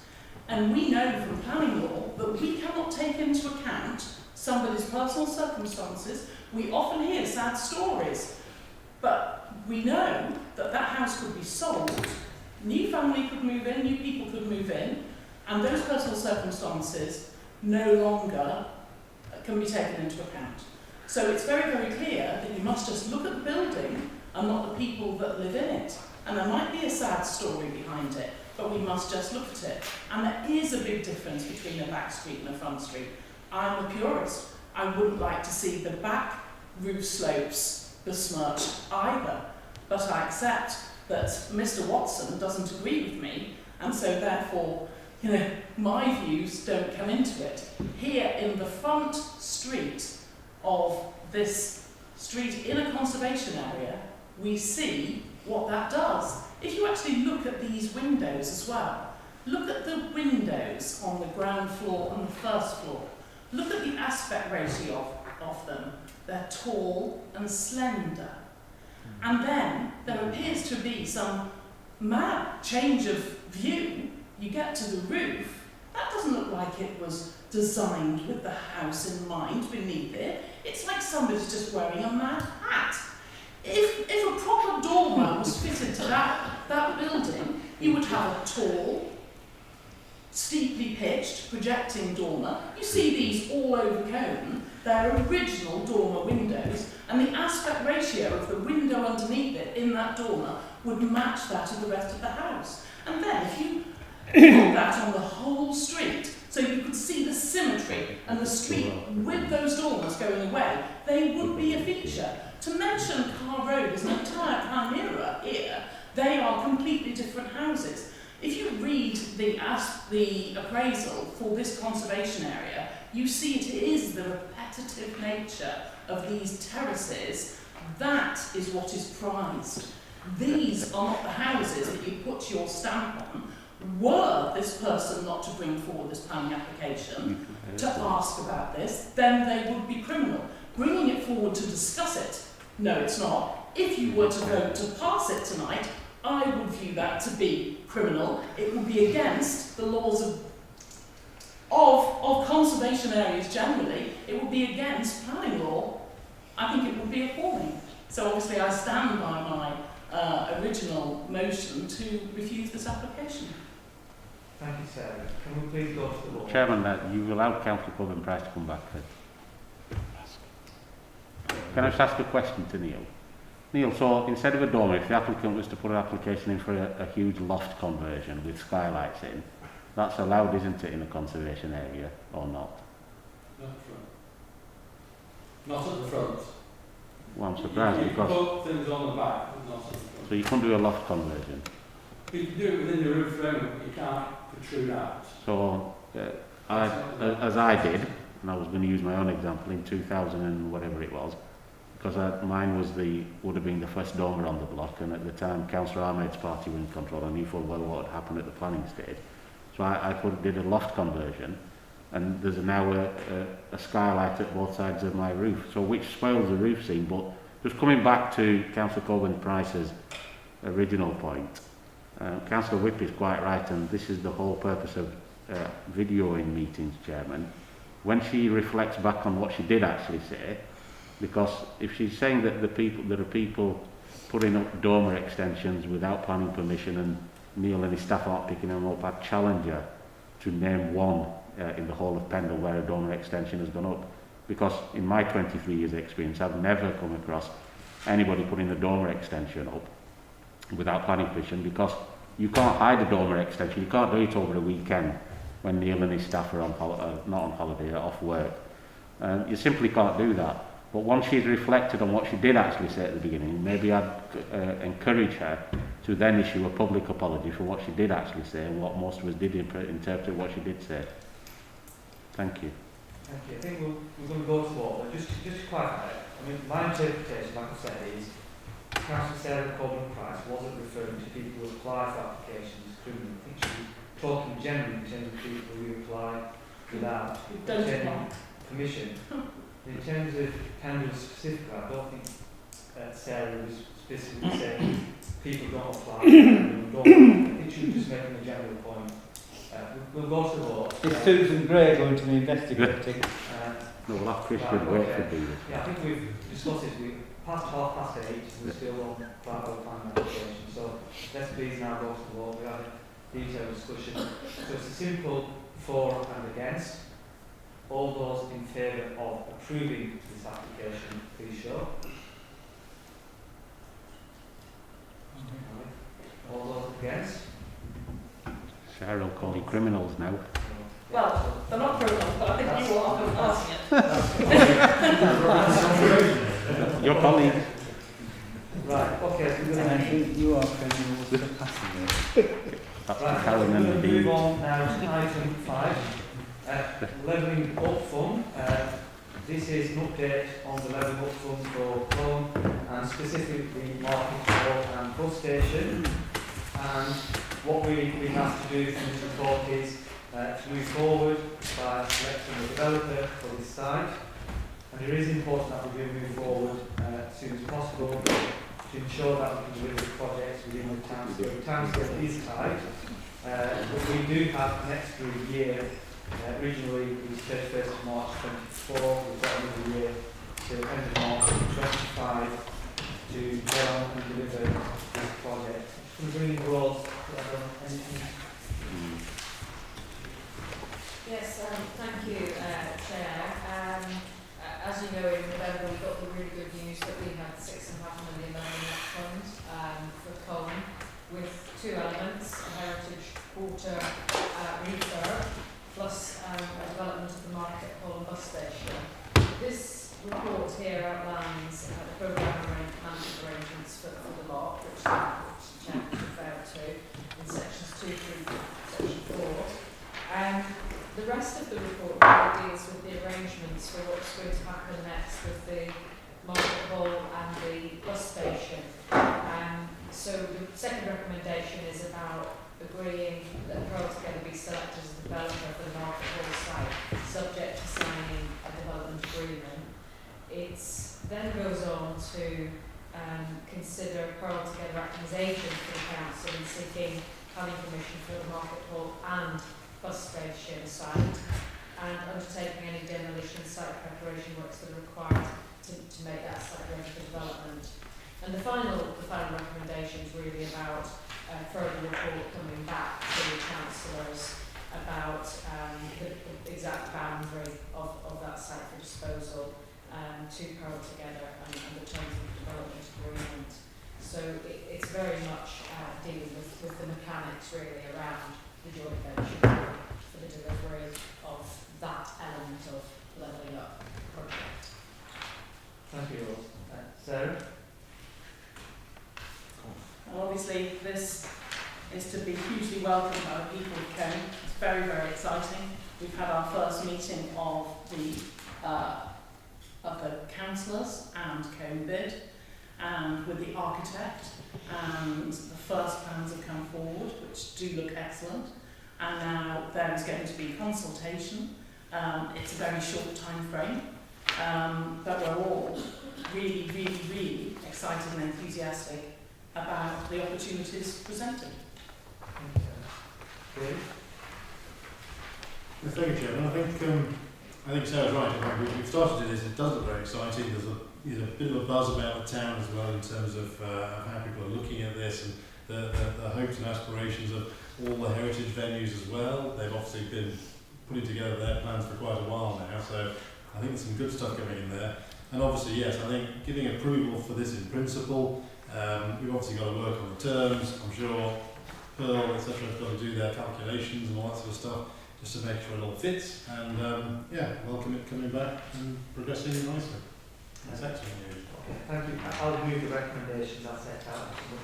Yeah, I'll second it. Thank you. Councillor Witt? Thank you, Chairman. When this was initially discussed with the previous Chief Executive, one of the elements that we were keen to include was an improvement in the public space in order that Colne would have some good quality areas which could be used for events and outdoor activities. And I'm not clear whether the proposals continue to encompass that and whether we've lost sight of that. And I say I'm not clear because I haven't seen any plans. I'm a director of Pearl Together, as are other people, and I just haven't seen anything which indicates what the development would look like, or the redevelopment would look like. Councillor Sarah Coburn-Price mentioned a meeting of councillors. Were Colne Town Council involved with that meeting? They're one of the principal bodies that use the public space in Colne, and I think they'd have a very real interest in the shape of whatever is coming out of that. So I'd be interested to learn that. In terms of the market hall, we now have a thriving indoor market in Colne. The vacancies of the past have more or less been filled. It's bustling, it's busy, and I have some concerns that wholesale redevelopment or scale redevelopment would deal a mortal blow to the market. So what provisions are there in place to have temporary arrangements for the market to continue to operate whilst any redevelopment is taking place? And I think that needs to be part and parcel of the thinking from the outset, rather than having an afterthought. So a few questions there, Chairman. The concept of the market hall and the bus station, we were pushing for several months ago. We were part of the administration, and we are generally supportive. But I think the details of just how that will be done and how we will enhance the public space, protect the market, and come away with something that is of benefit in the round is quite key to that future development in Colne. Thank you. Any other speakers? Sarah? I can answer a few of these questions. Obviously, Colne Town Council, all the other stakeholders, businesses, traders. I know that Julie Whittaker has big plans for large consultations, doesn't she? So this was an initial kick-off meeting with the borough councillors, several of whom are town councillors, and also the Colne bid. There is public open space included, there are public lavatories included, which is most exciting. There was some discussion about the logistics of potential demolition during construction. Nothing has been concluded there. Some of the ideas that were talked of were phases, some of the ideas that were talked of were a tented village in the Red Line car park for existing traders within the market. It's very, very much early days. It was just to look at the various options that we had and look at the things that were considered important, such as fixing points for gazebos, that kind of thing, and the importance of tree planting within the public realm. So all of this will be coming to lots of other stakeholders within Colne, and hopefully they will welcome, with the same level of excitement that we have, what they're going to see. Thank you, Chairman. So can I just confirm, did this meeting include members of the Pearl Together board? I'm a member of the Pearl Together board. Were members of the Pearl Together board invited? I don't think so. No. Julie Whittaker and the architects and Tim Weber and the borough councillors and representatives from the bid. It was a kick-off meeting. So Tim Weber is not a borough councillor. So his locus must have been as a member of the Pearl Together board. Can't answer that. So why wasn't the wider membership of Pearl Together involved? I'd just pose that question. And do I take it from Councillor Sarah and Coburn Price's answer, which I find amazing, that Colne Town Council were not invited to be present? She said that Julie Whittaker would be having wider consultation and fluffed over the point. She didn't directly answer it, but I take it from her response that it was a Colne meeting Town for Council... No, they weren't invited. It was a meeting for the borough councillors, and it was explained at that meeting that there then would be a series of consultations with all the other stakeholders. So you had a meeting of borough councillors which included Tim Weber as somebody to do with Pearl Together, and you included Colne Bid, but you didn't include Colne Town Council. Well, that's how to carry people foot with you, isn't it? Mm-hmm. Okay, so the recommendations are set out have been moved and seconded. All those in favour, please show. Against? Okay, that's carried. Item 6, joint venture procurement. This is a procurement exercise undertaken to establish a new joint venture partnership with the borough.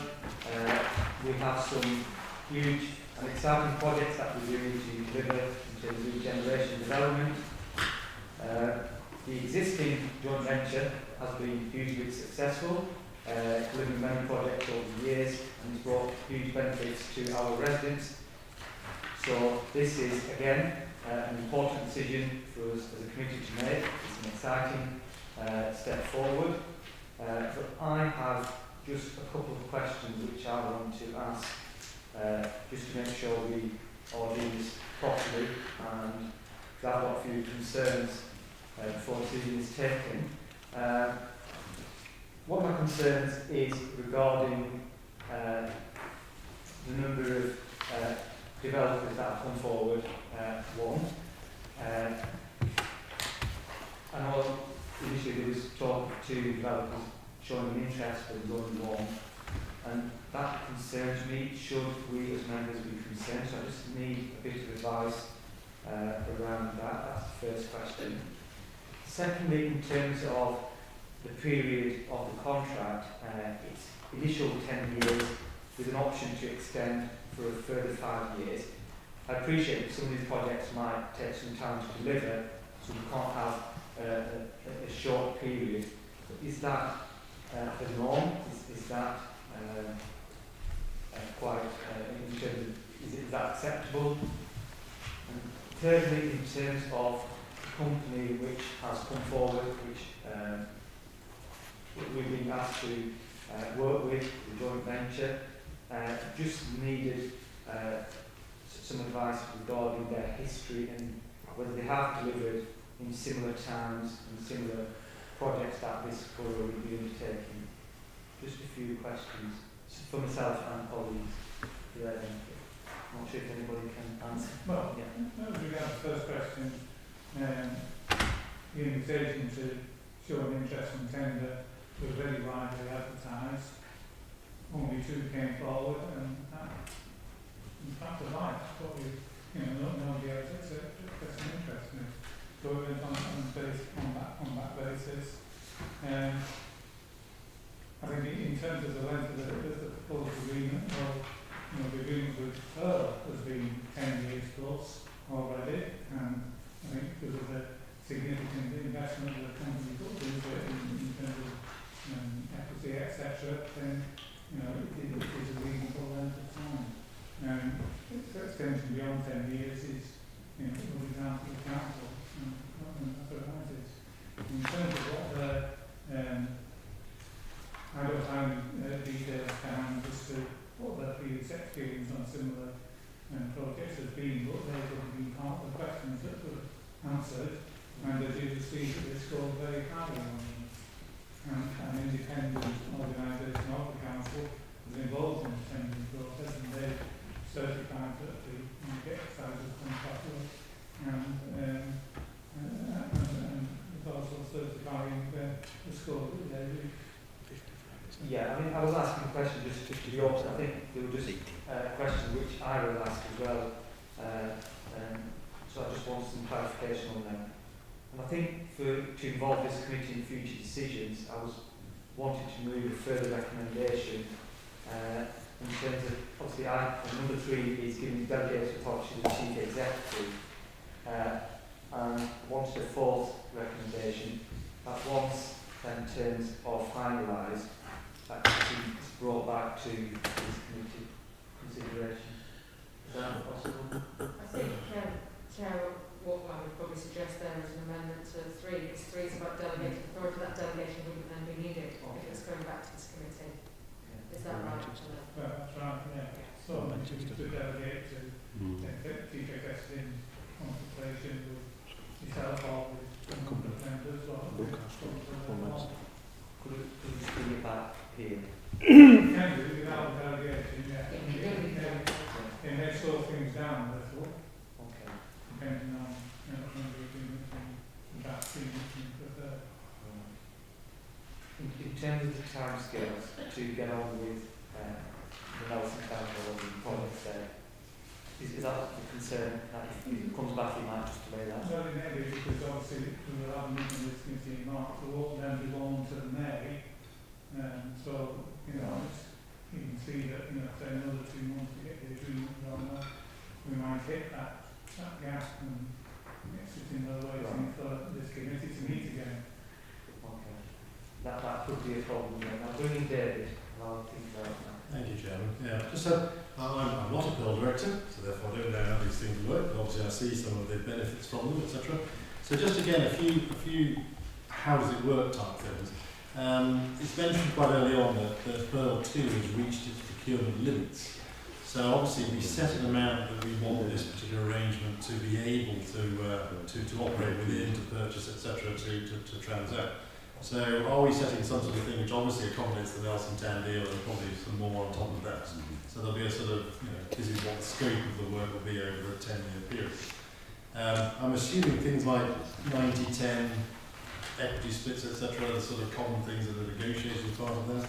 I think one thing came up as part of the discussions about the budget in the future is that how do we actually get any income out of it? Because we have a lot of Pearl set up now with buildings, etc., but we don't make dividends, we don't extract rents from that. They're all kept within those businesses. So how do we as a council, when we put some things in there, be they land, buildings, etc., how do we extract income from that to help our income and expenditure account? And similarly, when it's run its course, whether that's 10 years or at some logical landmark along the route, how do we then say, let's sell that, let's divvy it up, you get 90, we get 10, etc., etc., and it's all divvied up like that. So is that the aim of these sorts of arrangements as well? Yes. Just in time. That's good, that's good. So we've got some experience, presumably. We can learn the lessons from what we've done with Pearl Trust so far, and I'm presuming our new powers that be can also bring the experience they have with other arrangements they may have had in different places. Yeah. Right. Thank you. Councillor Wick? Thank you, Chairman. I've got some comments, but I was rather taken aback by what Councillor David Cooper-Price has just asked. He said, how do we get any income and how do we extract income? Now, I'm incredibly proud of helping to set up the joint venture the joint ventures that we currently have. And they were never ever set up to generate income. They were set up to redress the inadequate funding that we were getting from government for regeneration. They were set up to leverage in funding that we wouldn't otherwise be able to access. And Pearl and the other iterations have been spectacularly successful in regenerating areas, bringing empty homes back into use, creating workspace, jewel in the crown of Briarfield Mill, and now called Northlight. And that is all external benefit. It's getting regeneration carried out with the thrust and safety that Pendle Council have been able to throw in. In the first instance, it was a case of putting in the buildings and the value that they were. And any surplus, and bearing in mind that the joint venture works on very small margins, which are below commercial rates, any surplus has been reinvested in more and more investment in the borough. And, whether it's having decent homes, refurbishing homes, whether it's creating that employment space, creating jobs, it has been tremendously successful. Pendle Council didn't set out to extract income, and I think that Tory attitude, if that's the approach that there's going to be, well, the whole ethos of multiplying what we've got and getting more money in for investment, for the benefit of people who live and work in Pendle, is just thrown away. So, if that's going to be your attitude, well, to be honest, I won't bother doing it, because it's not there to extract income. We have invested millions of pounds, but those millions haven't necessarily come from Pendle Council. They have come from those private sector partners who have had faith with what we've been doing and have made it possible. And I'm just aghast at, the way that this is going now. Chairman, I think we do need a joint venture or joint ventures. I think that given the lack of capital investment from central government, it's one of the ways in which we can actually get things to happen. And I could go down a long list of stuff that wouldn't have happened without the JV. All the things that we should all be immensely proud of.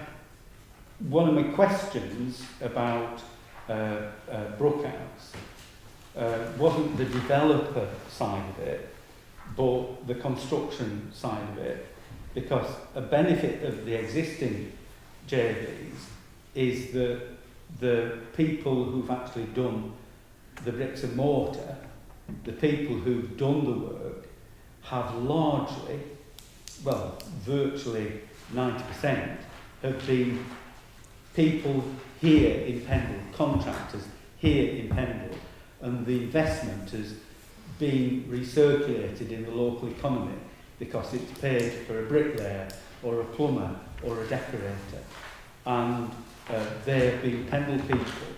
So my question is about would the new JV have the same emphasis on that local sourcing of contractors and suppliers to ensure that that money is flowing in our economy rather than going into somebody else's economy elsewhere. Thank you. I'm not sure if we're all ready to answer that. The answer is that there's going to be a board again, which is going to have members of this council on, but presumably they'll insist on it. Part of the terms,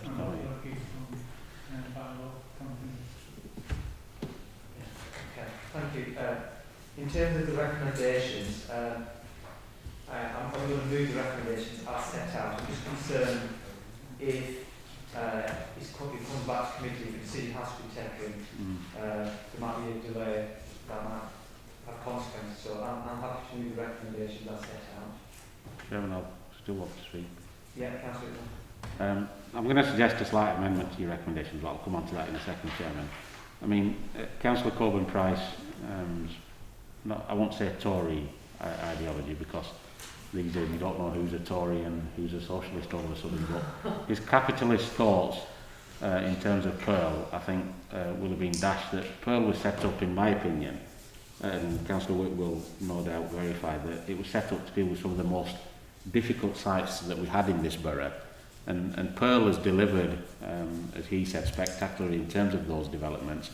The money that the council would have made if we were capitalists, but we were socialists, and we ploughed the money back into Pearl to deal with more of the problem sites that you now see addressed across this borough. And I think Pearl was a fantastic success.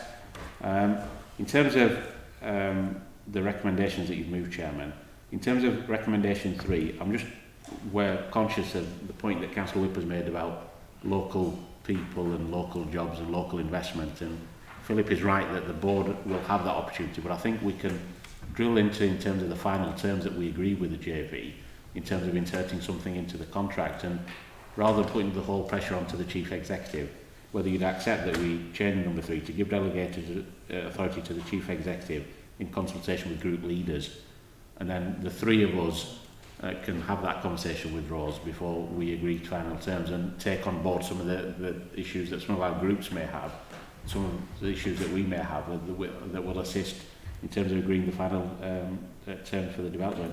I think that's a way forward that we've adopted previously.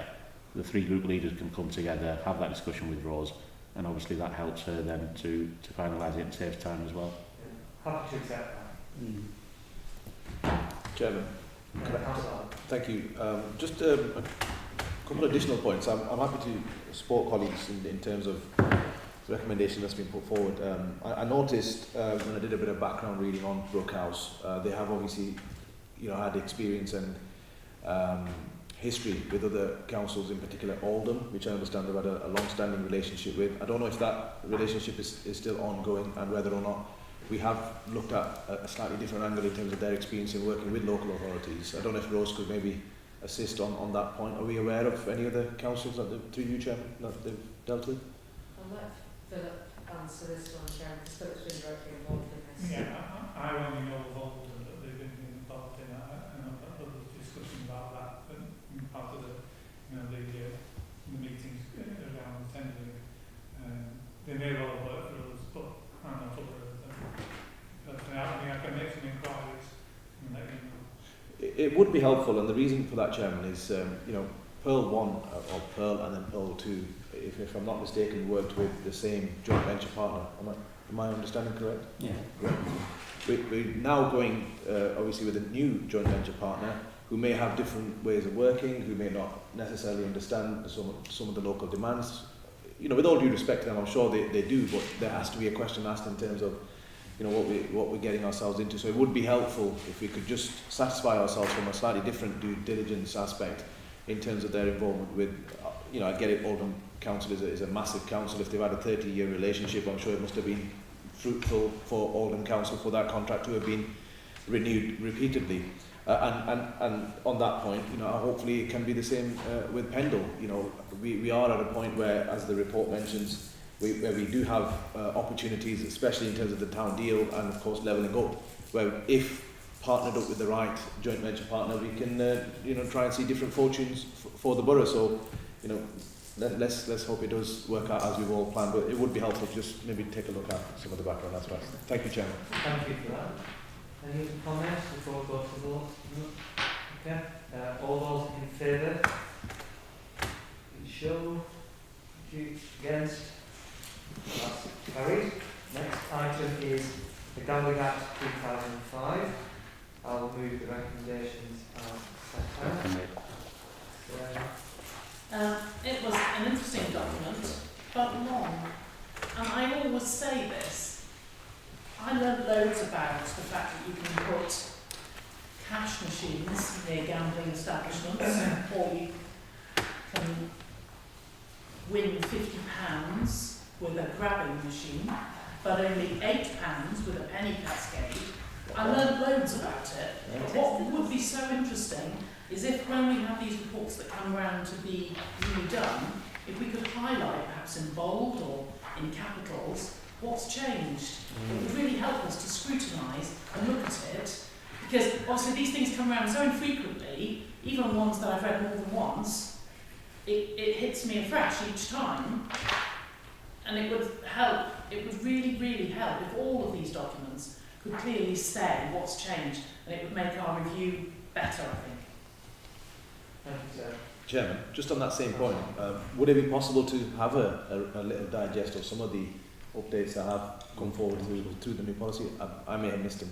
Going to council anyway. Okay, fine, I'll take that. It's fine. Going to council, isn't it, for approval? Is it? Sorry? It wouldn't need. So. Oh, no, it's not. No, it wouldn't, because it's just an existing one. Okay, all those in favour? That's carried. Next item is Sports and Sports PSPO. This is the review of the PSPO we've got at the moment, along with some changes which are set out in the recommendations. It's been to the area committees, and they have been, their comments are reported within this report. I'll bring in Mike first of all, please. Thank you, Chairman. We had if I'm going to the body, if I may, just to speak about West Craven, because there are a number of points we had. The problem we had in West Craven was the lack of information in terms of the up-to-date schedules and so forth. All we got it in front of me, was a 2-page document with nothing else other than all the comments about what people had said. We didn't have the schedule in front of us, although I did manage to get what I thought was an up-to-date schedule.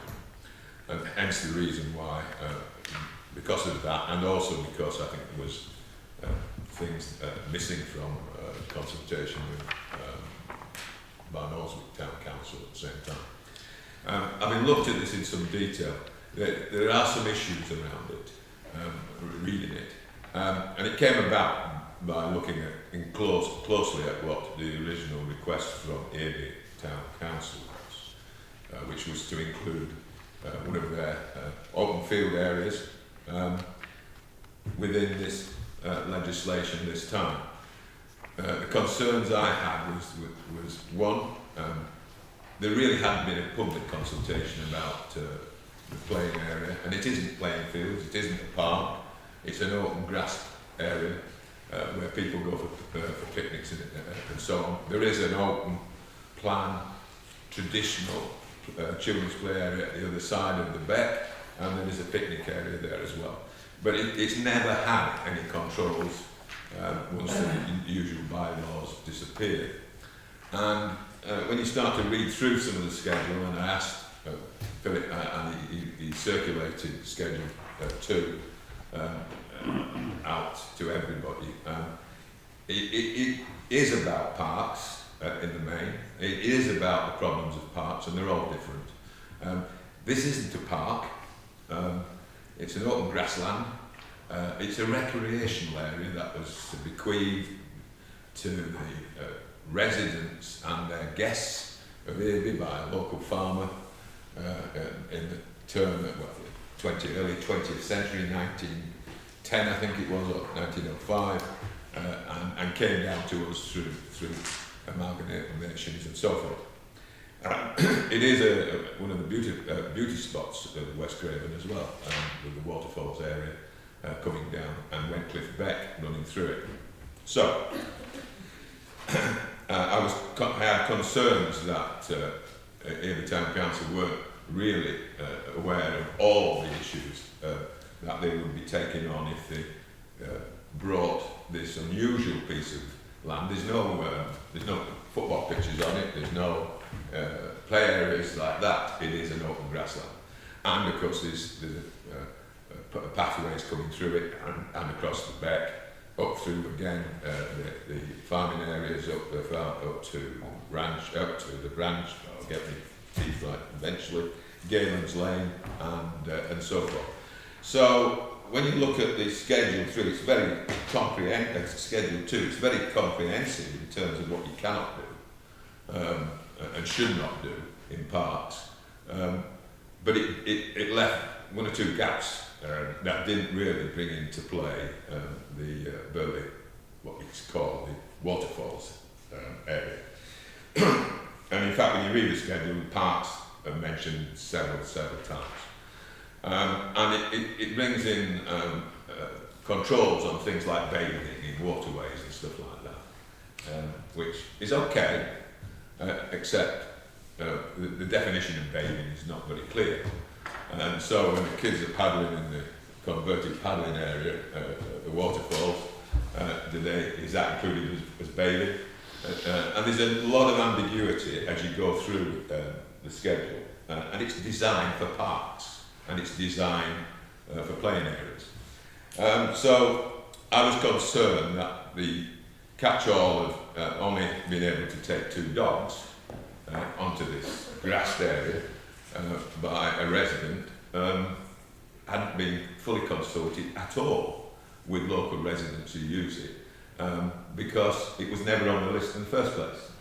So that stood out to me, and I wanted it to be checked and followed up. And the other thing was, dogs off the lead, there is an extensive area of that whole plot of the fields, the waterfall fields.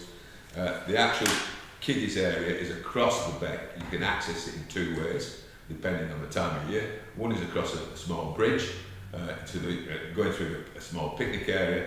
There's a converted, what would have been a mill race at one stage, but it's in fact used as a bit of a paddling pool. And then further down, you've got a mixture of equipment right across that area that is a play area. So it's not enclosed in any way, shape or form. And so I was concerned of two things. One, limiting residents to 2 dogs, and there's a lot of people with 3 dogs and that live on their own, and where they're going to go if they can't go up there. So that's first point. Second point, as they're going across the park area, if they're on the footpaths, the playing field area, if they're on the footpaths, heading up to the moors or coming back from the moors through the fields, they're quite entitled to have more than 2 dogs. But when they come to this field area, the footpath isn't designated at all. It cuts right through the middle. So anybody on that footpath with more than 2 dogs could be liable in the future. So there's a number of things like that. Having spoken to the chairman of the Abbey Town Council today, finally got in touch with him. He's been working all day. His comment was he would prefer more than 2 dogs, but it was the only thing he had in front of it on the paper. So he doesn't support 2 dogs. I think we talked about this long and hard at West Craven a couple of years back. I don't know what the controls are in Leckleth Park, for instance, in terms of number of dogs. But we had talked about it being very, very draconian. The issue for me is nobody's been asked about PSP, Public Space Protection Order, on the Waterfalls area. Because it's never been part of the park package. So I've got residents up there with loads of dogs and want to go for a walk, and they can't use the facility. That's point one. Oh, and he also wants to support fully the allowing dogs to exercise off the lead. And of course that isn't identified in the request, and I was worried that this would be pushed through and go for another 3 years with controls on that area. I'm also concerned about the woolliness and the issues around the massive list that we've got for what you can't do. For instance, you can't, according to this schedule, you can't climb a tree. Now, okay, that might be right in a park where you've got formal areas of shrubbery and whatever. But it'd be fun trying to stop the kids up there climbing a tree in the middle of an open field. Now, if they're doing damage, that's another thing. And so these little things like that come down through it.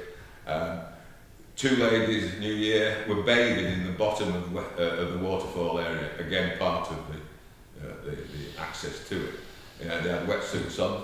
I wouldn't have been doing it, but they would fall foul of this proposal. And so it goes on. You can't cast the net. You can't get the kids can't get the net out and try and catch non-existent bullheads or whatever. So that was what worried me. Having talked to the chairman of the town council, he wants dogs to continue to have access to the majority of the area on off the lead. Obviously, normal rules will apply. Anybody with a dog has got to have it under control, and if they don't, they can be sorted out. The area where he wants them on a lead is the other side of the beck, where the picnic area is in place. So, and the children's play area.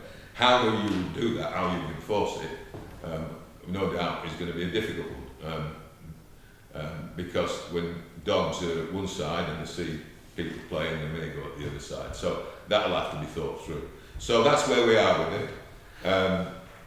One or two things I wouldn't be happy about on this schedule too, but there it is, it's in place, and it's for parks and playing fields. But in terms of Abbey, if we can amend it, if we can put more than change the 2 dog aspect to at least 3, that solve a lot of problems. But we haven't consulted the local population, not in terms of this area. So that worries me a little bit. And so that's where we are with it. So dogs off the lead on areas within the waterfalls. prepared to look for an amendment to have the minimum number changed. They're very keen to control, and I think that's been the basis of it, commercial dog walkers, if you want, abuse the area up there. And I can understand that. But that is covered. I think as long as you have a way of deciding what is a commercial dog walker. You know, there we go. Summer work, young teenagers, helping local neighbours, taking dogs for a walk, and taking whatever, a bit of money and a bit of cash. Do they fall into that criteria? All would have been solved if that area had public consultation. It hasn't. Thanks, Mike. As you know, this order is started off as it's a renewal of an existing order. By law, we have to renew them every 3 years. I think the way to deal with the EOB issue is not to include it in this order, and that we make a separate order after having further discussions with the EOB.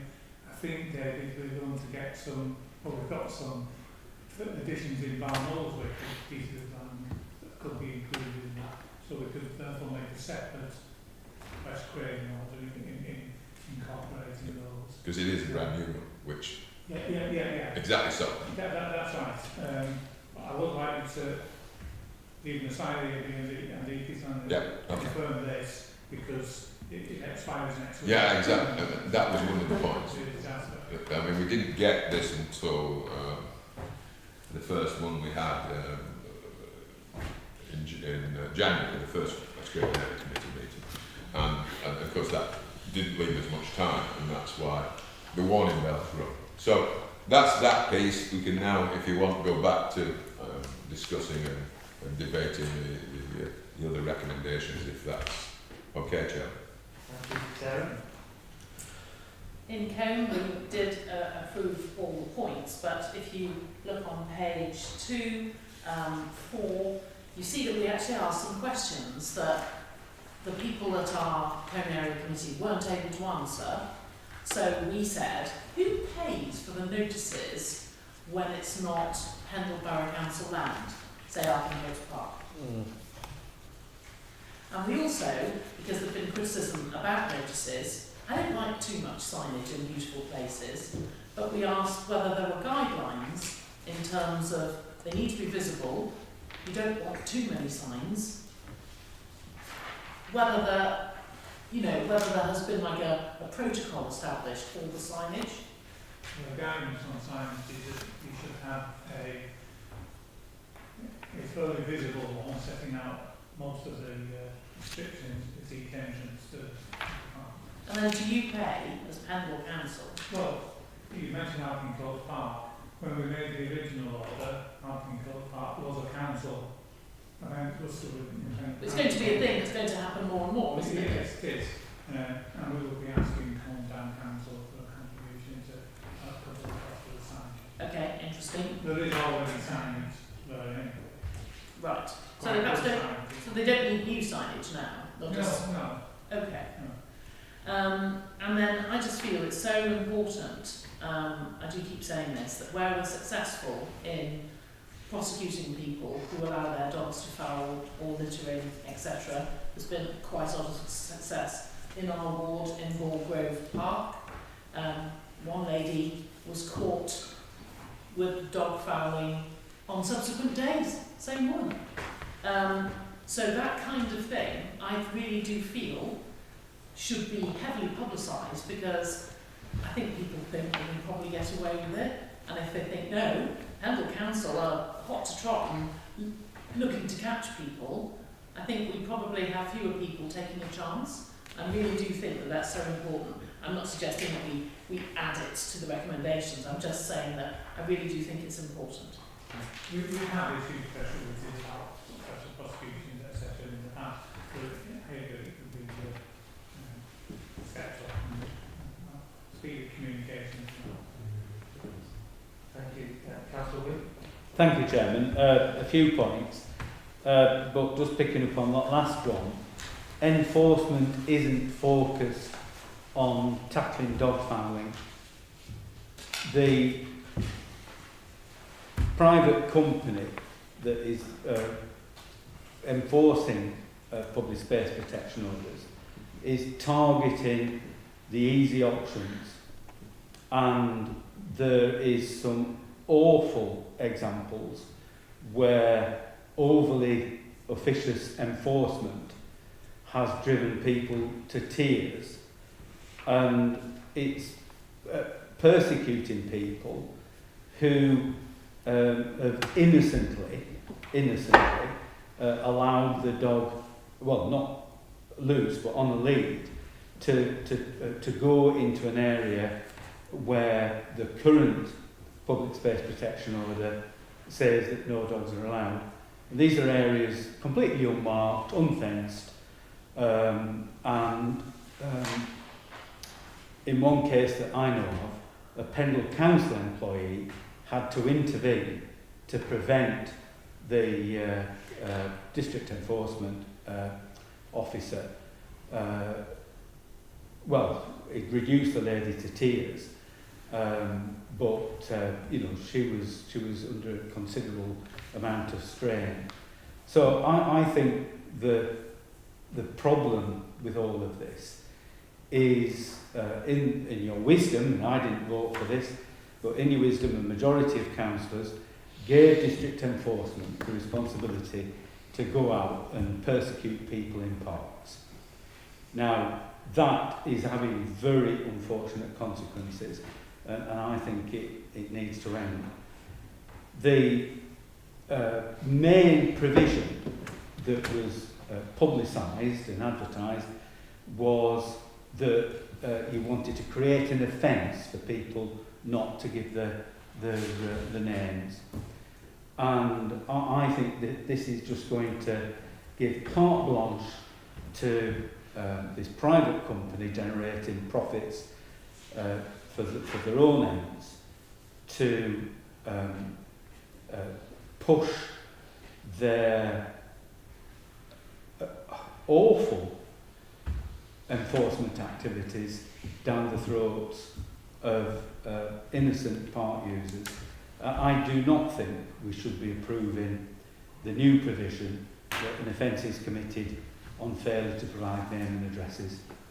I think that is illiberal, and given the track record of district enforcement in the officious and awful way in which they operate, we ought not to be giving them more scope to have a go at people in Pendle. So I would move that as an amendment. I have some further points, Chairman, that I want to pick up on, but I think Philip's solution of having a separate discussion about the issues in West Craven would work well. So I might not have to elaborate on those too much. I think I'll move the recommendation apart from the West Craven part. I'm happy to accept that. Okay, well I'm moving an amendment then that the recommendation to be deleted. Is there a seconder for that amendment? Okay, no seconder. So there's only one resolution on the table, so we'll go to the vote on that. I'm sorry, and the seconder as well. I'll second you. Thank you. So we'll go to the vote. So all the recommendations are set out, apart from West Craven, we'll have separate discussions. Thank you. Against? Thank you. That's carried. Next item we have is Pendle Council Equality Objectives. 22. Where that number is. 36. So I'll move the recommendations as set out. I'll second that. Thank you. All in favour? Thank you. Next item 10 is going to come to a future meeting when I want to call the meeting has taken place. Item 11, tenders. Please may I ask a question? Yes. Genuinely, this is not me making any kind of point or criticism. It just seems really odd and I've not come across this before, that we've got these tenders for other places. And I just wondered, is it a thing that is profitable for us? How does this come about? I would just like to know more about it. It is profitable for us. It's for engineering services to work on behalf of other authorities, including the County Council, all around the county, and it's an appreciable amount of money that they earn. Interesting. And it came about, Chairman, not to paraphrase Councillor David Coburn-Bright, to generate income. It was a deliberate strategy of getting the engineering section to win work outside the borough. And if people paid attention to this report that we get to every meeting, virtually every meeting, we have work that is income generating, which is carried out outside the borough. And there are some people in the engineering section who spend most of the time actually doing that work and earning those fees and bringing income into Pendle Council, and I'm pretty pleased that they do. Thank you. Okay. Sorry, Chairman, can I just ask a question?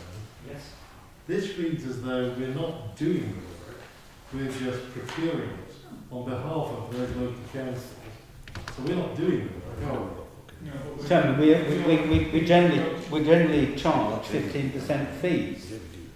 So the design, the overseeing the work, we get 50% fees. So £30,000 job, 15% of that will be income. I mean, Right. they may be variable, but generally. I'm very pleased the council does have a capital disposal policy, because the council's got to get money from somewhere. Excellent. Thank you. Item 12 is Martin Firth from area committees, formation of car parking spaces on land at Harrison Street. For Northwood, we discussed at the West Craven area committee. The resolution or the area committee is on the pink sheet, and I'm happy to move that resolution and set out. Chairman, can I just draw your attention to a resolution of the Policy and Resources Committee in June 2019, which Philip is aware of, where it was agreed that the land be transferred, there be a community asset transfer of this land to Barnsley Town Council. I understand Philip is implementing that. So, you know, in a sense, it's not the purview of this council to determine what happens with the land. It's already been decided to hand it over. Yes, that's correct. Yes, unfortunately, it got lost in the system and the transfer hasn't happened yet, but we're now so in effect, as regards this issue, the council will no longer be the landowner, and therefore we'll be stepping back from the whole issue. Okay, fine, thank you. Part 2 of the items. We need to vote on whether to exclude public and press at this stage. Move that. Can we move it? Chairman, could I just ask, given that this is a legal process, is it necessary for us to do this with it, excluding the press and public? Certainly previous considerations have been taken in open committee, and I appreciate the exigencies of GDPR, but it seems to me that the exemption for sort of legal proceedings would sort of allow us to take this in public. It's a bit of an unusual one, that, in that GDP applies at this stage. Obviously, if the committee decided not to proceed with the consultative charter, then we would be, and this dealt with it in full, we would be disclosing information into GDPR. If you do approve the CPO, then we would have to give public notice, and all the information will be in that public notice. but it's just a correct bit of legislation. Yeah, so I think we do need to exclude public press, so it's removed. All those in favour? Against? Okay. So, thank you. Mr. Chair, can I ask you a very quick question just for clarification? Just on the door and the window, the planning application, just unclear if that was ultimately approved or refused. It is approved. Thank you. Yes, thank you.